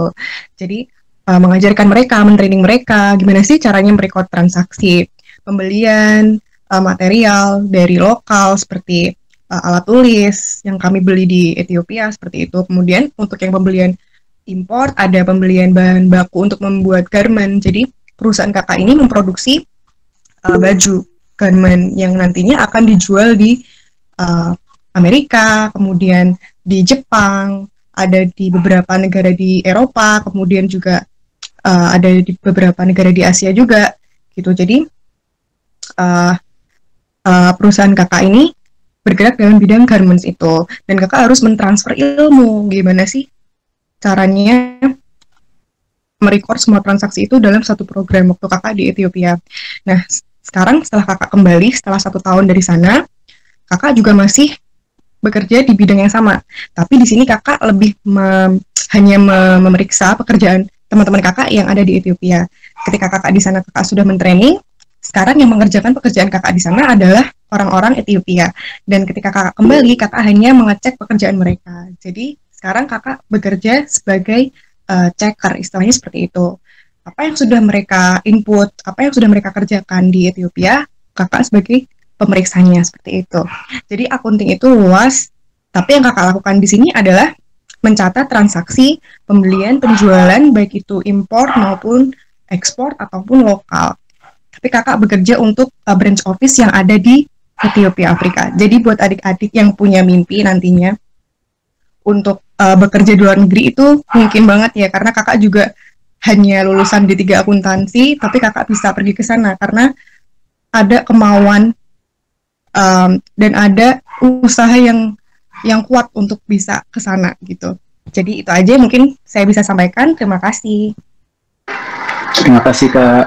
Ya keren banget bisa kerja sampai ke luar negeri juga. Jadi untuk adik-adik jangan sampai putus asa walaupun pendidikannya mungkin nggak sama seperti yang lain, nggak membatasi pendidikan walaupun D3, S1 dan sebagainya.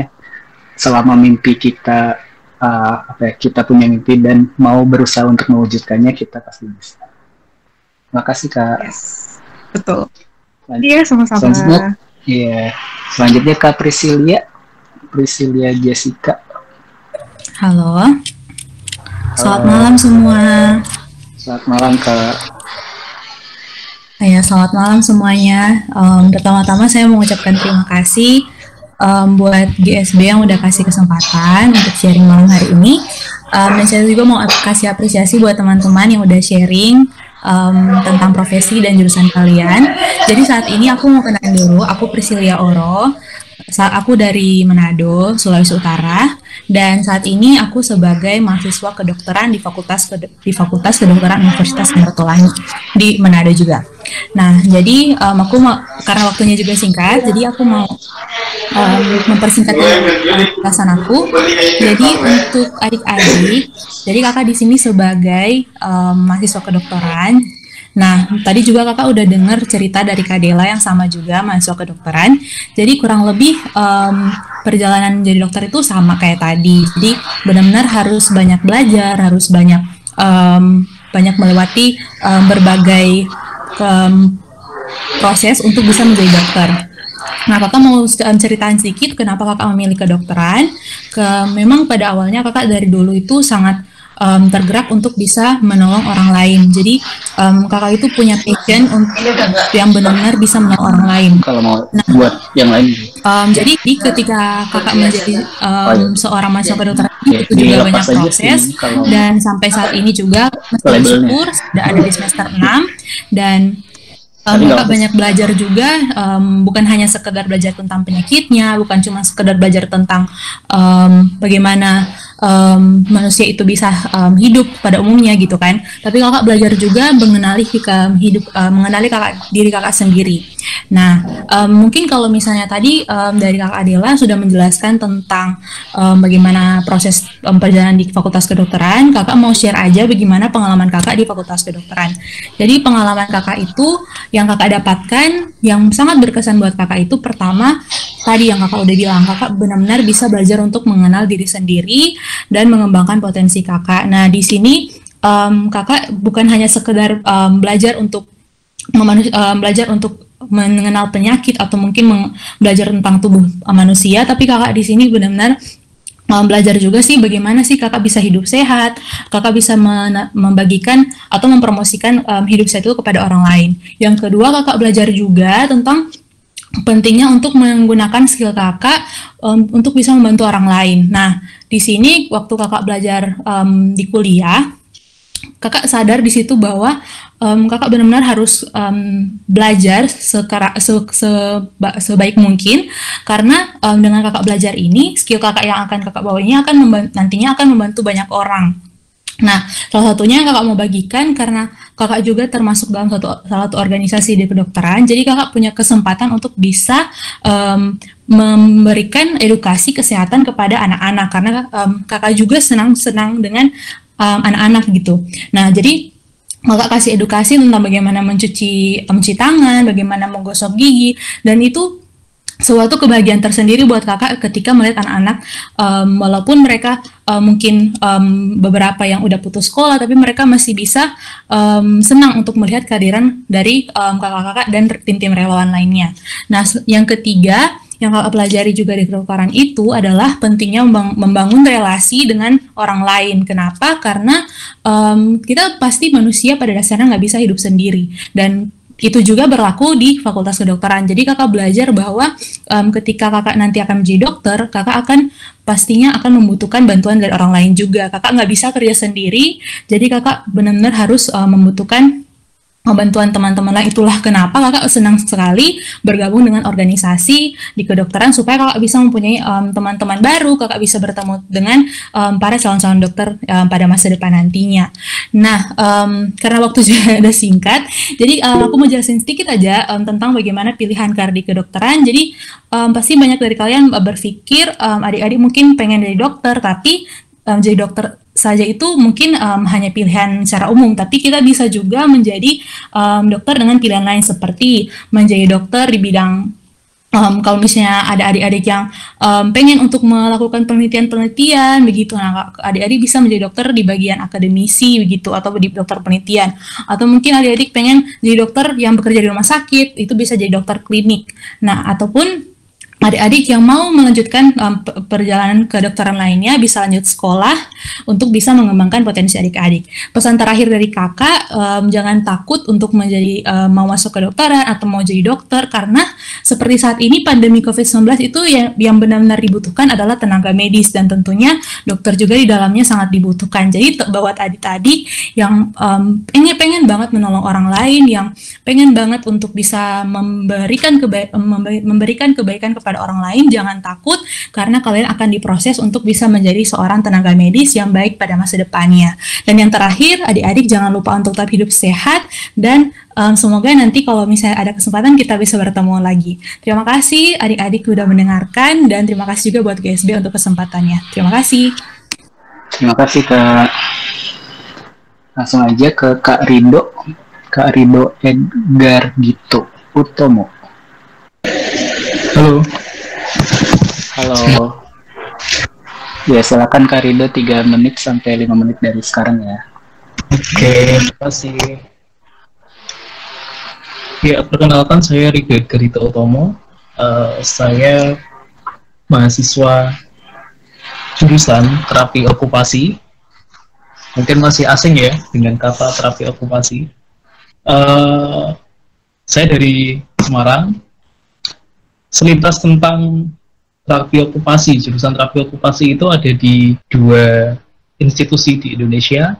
Yang pertama di Poltekkes Surakarta, dan yang kedua di Sekolah Vokasi Universitas Indonesia. Jadi untuk adik-adik yang misalnya pengen lanjut sekolah nih, lanjut kuliah dan milih jurusan okupasi terapi ada di 2 institusi atau di 2 kampus tersebut. Lalu tentang terapi okupasi itu sendiri, yaitu layanan kesehatan yang mana memberikan pelayanan kepada masyarakat untuk membantu masyarakat ini yang dia memiliki permasalahan kesehatan untuk bisa lagi melakukan aktivitas sehari-harinya dan mampu mandiri dalam menjalani kehidupan hidupnya, seperti itu. Nah, dari apa yang kakak share di Instagram yang sempat diupload oleh GSB di story-nya, kakak menyebutkan bahwa kalau terapi okupasi ini adalah superhero. Kenapa jadi superhero? Karena gini, misalnya nih, adik-adik punya temen, dia sama-sama anak-anak, tapi punya masalah kesehatan. Misalnya, dia nggak bisa berjalan karena dia punya satu penyakit yang namanya misalnya cerebral palsy atau lumpuh otak. Dari terapi okupasi ini sendiri memberikan layanan kepada teman adik itu untuk bisa lagi bermain sama adik, seperti itu. Yang mana misal memberikan alat bantu untuk berjalan, habis itu mengubah lingkungannya agar lingkungan di lingkungan teman adik tadi bisa lebih diakses atau lebih bisa dilalui atau bisa dilewati untuk berjalan oleh teman adik, seperti itu. Lalu di terapi okupasi itu sendiri sebenarnya luas ya, nggak hanya di anak-anak saja sebetulnya. Mulai dari pelayanan ke anak-anak, terutama ke anak berkebutuhan khusus atau anak-anak yang mengalami penyakit atau kecacatan sejak lahir. Habis itu juga ke dewasa. Misalnya nih ada permasalahan fisik, bapak atau kakek punya sakit stroke yang mana badannya setengahnya jadi kaku. Lalu misal kakak pernah kecelakaan nih, nah lalu dibantu oleh terapi okupasi untuk bisa lagi melakukan aktivitasnya. Habis itu ke lansia juga, kakek nenek yang kesulitan untuk bisa melakukan aktivitas, yang sering duduk-duduk dan jarang beraktivitas. Nah, okupasi terapi ini atau terapi okupasi ini bisa membantu kakek nenek itu atau kakek nenek adik-adik untuk kembali bisa produktif, bisa melakukan aktivitas lagi, dan lebih jarang untuk duduk atau beristirahat, seperti itu. Lalu juga terapi okupasi ini memberikan layanan kepada orang-orang dengan masalah kejiwaan, juga orang-orang dengan gangguan kejiwaan.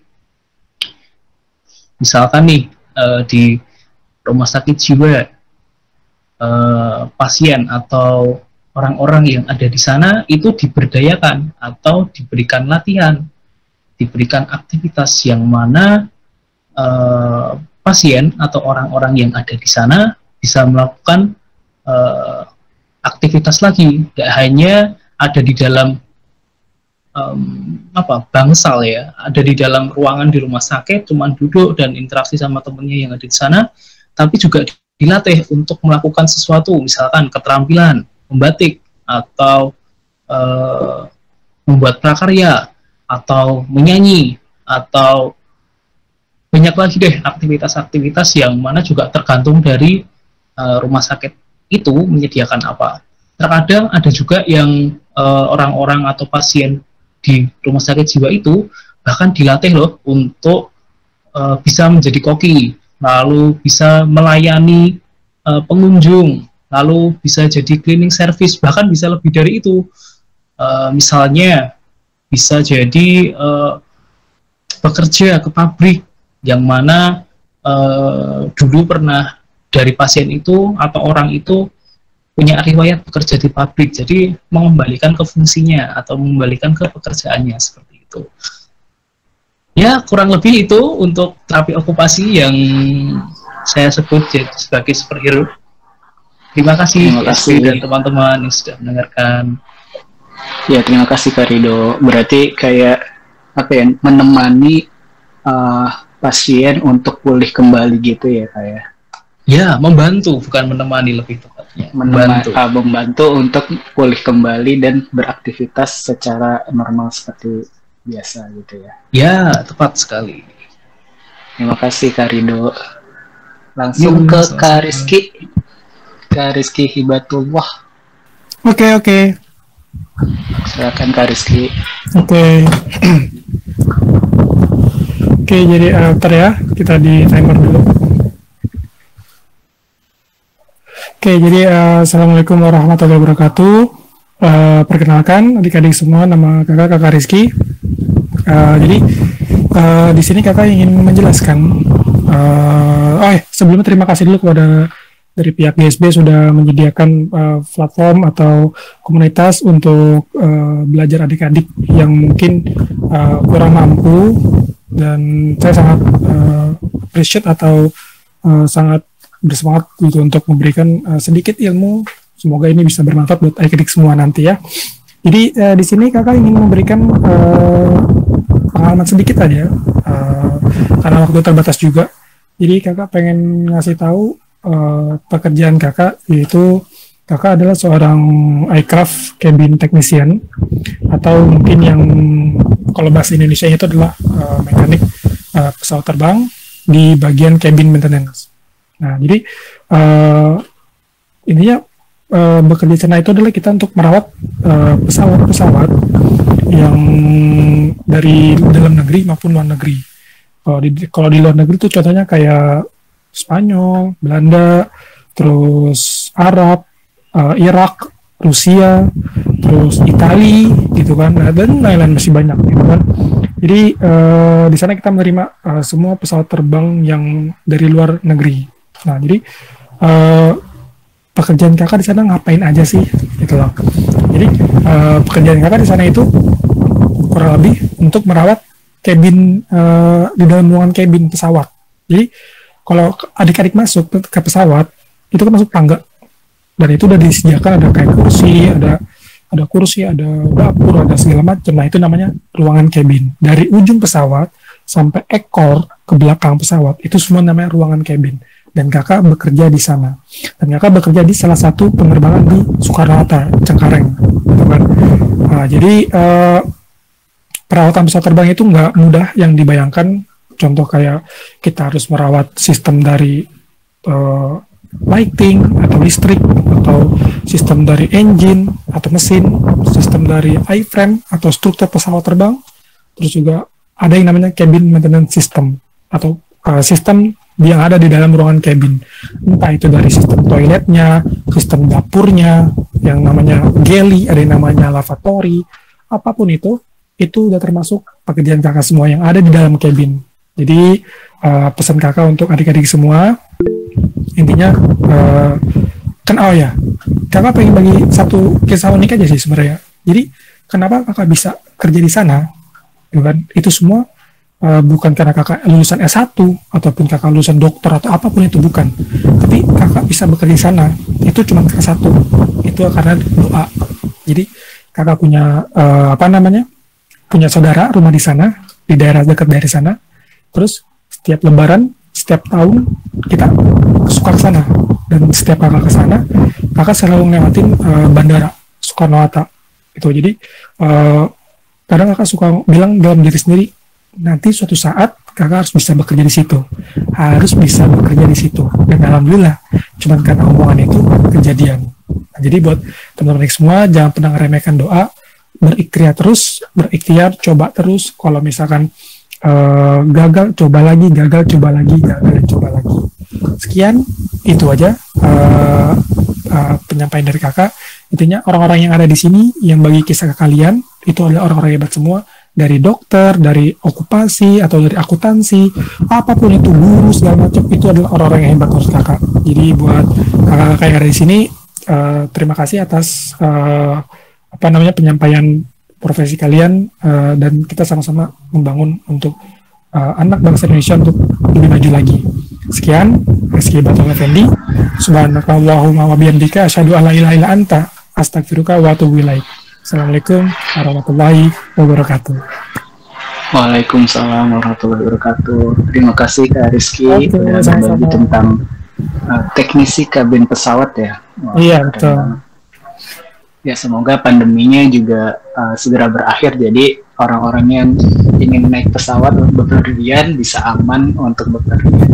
Iya, betul. Amin, amin. Terima kasih. Terima kasih. Lanjut ke Kak Silva Hasma. Halo Kak Silva. Halo. Halo, halo. Halo, ya silakan. Baik. Assalamualaikum warahmatullahi wabarakatuh. Waalaikumsalam warahmatullahi wabarakatuh. Aku Silva. Panggil aja Sisil biar lebih akrab. Jadi aku domisili Bukit Tinggi, berkuliah di Universitas Negeri Padang, program studi sastra Indonesia. Jadi teman-teman barangkali nanya ya, kalau sastra Indonesia itu prospeknya apa sih? Gedenya jadi apa? Kerjanya di mana? Itu di sastra Indonesia itu kita pelajari banyak banget, nggak hanya bagian sastra, budaya, dan bahasa aja. Jadi aku juga belajar tentang linguistik, jadi tentang jurnalistik ya, maaf. Jadi aku udah belajar tentang banyak hal tentang jurnalistik, udah praktik-praktik juga. Terus di sastra Indonesia itu juga so far asik banget kuliahnya, lingkungannya bagus, dan aku punya banyak teman yang bisa diajak ngobrol tentang deep talk gitu, kayak kehidupan gitu. Nah, jadi kenapa aku pilih sastra Indonesia? Karena aku tuh dulu suka banget yang kayak mengikuti isu-isu sosial yang lagi trending di sekarang tuh, apalagi di Twitter kan, lagi banyak banget hal-hal yang lagi dikritisi gitu. Jadi aku suka banget ikutin hal itu, dan akhirnya setelah aku mulai membaca sastra, dan ternyata di sastra tuh bisa jadi dokumen sejarah, karena di situ banyak banget menceritakan hal-hal kayak puisi-puisinya Wiji Tukul atau cerita-ceritanya Pramudia Anantatur. Jadi aku bisa lihat sendiri kalau di masa itu perjuangannya seperti ini, setting latarnya seperti ini, kehidupannya seperti ini, dan itu bakalan jadi pembanding untuk masa kita sekarang. Kalau sekarang mungkin kita lebih berjuangnya ke arah gimana caranya kita melawan hoax, informasi bohong, informasi menyesatkan. Kalau mungkin dulu lebih bagaimana caranya kita berjuang untuk agar kita tuh lebih bebas berpendapat gitu. Segitu aja sih. Dan saran aku sih untuk anak-anak Indonesia, jangan pernah takut untuk kuliah di jurusan yang kering, kayak jurusan-jurusan yang mungkin banyak yang bilang sepi prospeknya, nggak ada kerjaan. Padahal enggak kok, di sastra Indonesia itu banyak kerjaan. Apalagi kalau kita belajar bahasa kan, otomatis kita jadi bisa paham ya tentang banyak hal gitu. Jadi kita baca banyak, bisa paham banget banyak bacaan, dan kita tuh nggak harus belajar untuk satu program studi untuk mastering. Jadi kalau untuk belajar bahasa tuh kita bisa baca buku apa aja, dan kita nggak bakalan kesusahan gitu, cuman tinggal baca bukunya aja. Dan intinya sih tetap giat, tetap giat, dan tetap berdoa sih kepada Tuhan Yang Maha Esa biar semuanya dilancarkan. Itu aja sih. Terima kasih Kak Sisil. Ya, jadi walaupun jurusan apapun, terus mungkin pandangan orang-orang masih kayak, wah ini kayaknya kurang worth it, tapi sebenarnya kalau kita meyakini dan bisa bisa berjuang untuk kedepannya, pasti akan ada jalan profesi apapun yang bener banget Kak, soalnya nggak ada kan ilmu yang sia-sia di hidup ini gitu, semuanya pasti bakalan berguna kok ya. Makasih. Terima kasih Kak Sisil. Lanjut Kak ke Silvi Nanda. Halo Kak Silvi. Halo, assalamualaikum. Waalaikumsalam warahmatullahi wabarakatuh. Sini saya akan memperkenalkan diri. Jadi saya Nanda Silvi Purwanti, biasa dipanggil Nanda. Nah, saya dari prodi perpustakaan di Universitas Airlangga Surabaya.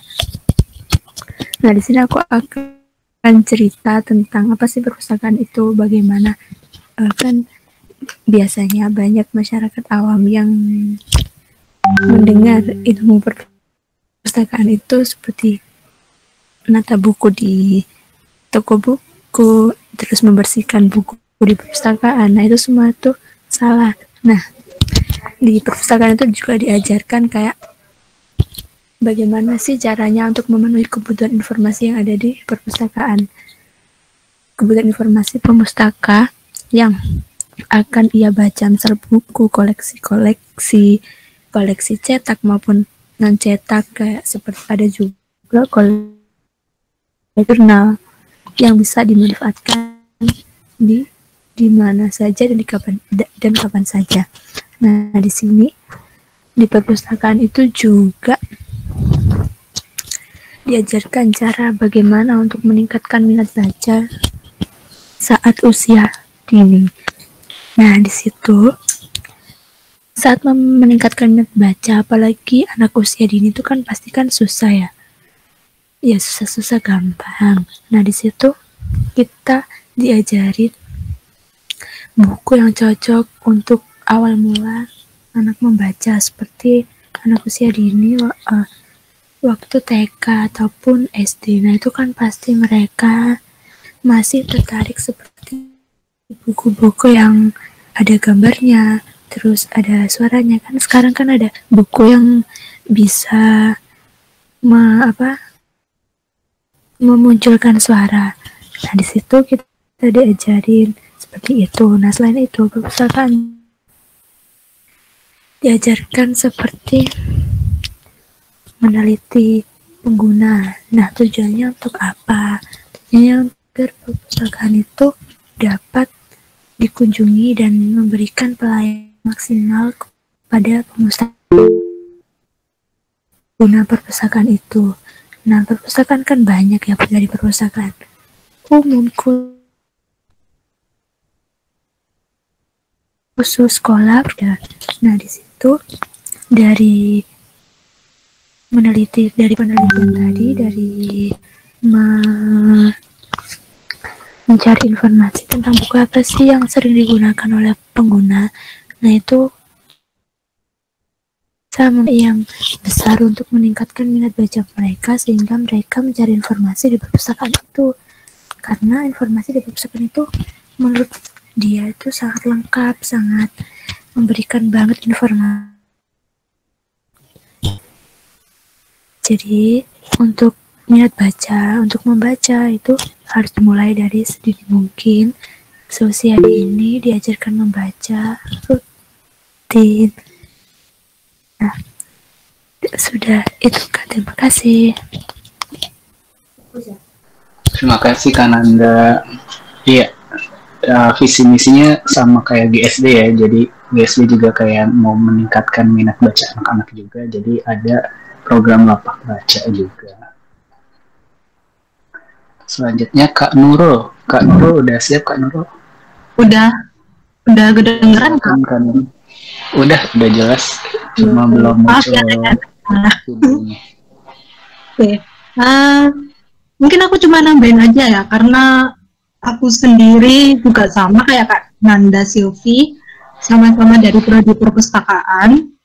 dari Universitas Airlangga juga. Kita juga berhubungan dengan masyarakat, tentu mempelajari psikolog, terus apalagi ya, meningkatkan minat baca tentunya pada adik-adik, dan meningkatkan motivasi buat orang tua, gimana caranya meningkatkan minat baca kepada anaknya, kepada dirinya juga, itu sih. Terus buat semuanya, mungkin kesimpulan buat semuanya, apapun itu prodinya pasti ada kelebihan dan kekurangan dari semua prodi itu, dan jangan jangan memilih prodi atau jurusan sesuai dengan teman, pastikan sesuai dengan skill yang kalian dapat, yang ada di diri kalian, sesuaikan itu, jangan ikuti kata orang tua, itu pastinya. Orang tua boleh menyarani aja untuk untuk meluruskan anaknya harus kemana-kemana, tapi bukan berarti anak itu harus mengikuti apa yang diomongi oleh orang tuanya. Itu aja sih, sekian dari saya. Ya, terima kasih Kak Nurul. Mungkin omongan orang tua bisa menjadi pertimbangan, tapi kita bisa memutuskan kembali apa yang kita pilih kayak gitu ya. Iya, benar banget. Selanjutnya Kak Ren, silahkan untuk penutupnya. Oke, terima kasih Kak Ulum. Kak Fani tadi nggak ada ya? Tadi sempat ada terus nggak ada. Ya, jadi tadi terakhir ditutup oleh Kak Nurul. Mau kasih tepuk tangan dulu buat kakak-kakak semua yang sudah bercerita. Ini untuknya ya segini ya, ternyata lumayan panjang cerita dan keren-keren, menginspirasi banget. Pokoknya terima kasih untuk kesempatannya dan kesediaannya untuk mendengar dari awal sampai akhir, karena jarang-jarang loh orang yang mau dengerin orang lain. Untuk cerita-cerita kakak yang sudah dibagi melalui Instagram Story, yang pasti nantinya untuk yang dalam bentuk tulisan, belum akhir Agustus, karena pada tanggal 29 sampai 30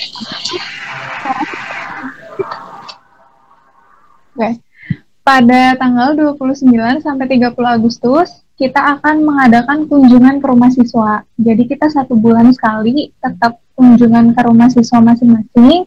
Kita mau ngeliat perkembangan adiknya secara mental seperti apa, terus kabar mereka sehat atau enggak, dan tentunya kita mau kasih modul pelajaran dan buku tentang cerita kakak-kakak semuanya. Gitu. Jadi doain semoga nanti lancar. Kalau misalkan sudah selesai, kita juga akan share dan kakak juga bisa download secara dalam bentuk digital untuk dibagikan ke anak-anak sekitar yang mungkin bisa juga kan ngedengerin atau ngebaca cerita kakak semuanya. Dan bukunya buku sederhana aja sih, bukan buku yang diterbitkan gimana-gimana. Jadi memang kita biasa bikin buku pendamping, memang tujuannya sesederhana untuk menambahkan materi pembelajaran sampai mereka belajar di rumah aja, karena kan masih sampai Desember estimasinya gitu. Dan untuk untuk cerita-ceritanya itu bagus-bagus banget, keren-keren. Nantinya bisa dibantu untuk kasih pesan positif juga ke anak-anak Indonesia. Terus kalau bagi kakak-kakak semua yang mau jadi relawan sebagai pendamping kakak asuh, ataupun mau ikut donasi juga, donasinya di GSD nggak harus selalu uang. Jadi kalau misalkan kebetulan kita juga lagi kerjasama dengan komunitas Set Jambi, kemarin sih terakhir tanggal 31 Juli untuk donasinya. Tapi kalau kakak masih mau kirim donasi berupa buku bacaan anak, masker, hand sanitizer, atau alat tulis, masih bisa tinggal DM aja ke Instagram Minggu Cerdas. Sama kebetulan kita akan mengadakan lomba HUT RI untuk anak-anak BSD. Jadi kita mau ngedengerin nih suara anak-anak lagi, kan kita nggak tahu mereka tuh sebenarnya suka nggak sih belajar dari rumah di saat pandemi. Terus gimana sih kalau misalkan mereka jadi guru di saat pandemi? Kita mau coba dengerin, mau ngelihat sudut pandang anak-anak, kali aja mereka punya ide-ide brilian yang kita nggak tahu. Gitu. Kayaknya itu aja. Mungkin untuk selanjutnya boleh dinyalakan videonya. Semuanya kita foto bersama dulu sebelum kita live bareng-bareng. Oke, mikrofonnya boleh dinyalain, videonya juga boleh. 1, 2, 3. Oke. Jadi kalau mau lihat fotonya, lihat aja GSB langsung posting malam ini. Dan terima kasih untuk kesetiaannya, dan doain semoga program GSB lancar dan kakak-kakak sehat semuanya. Terima kasih ya semuanya.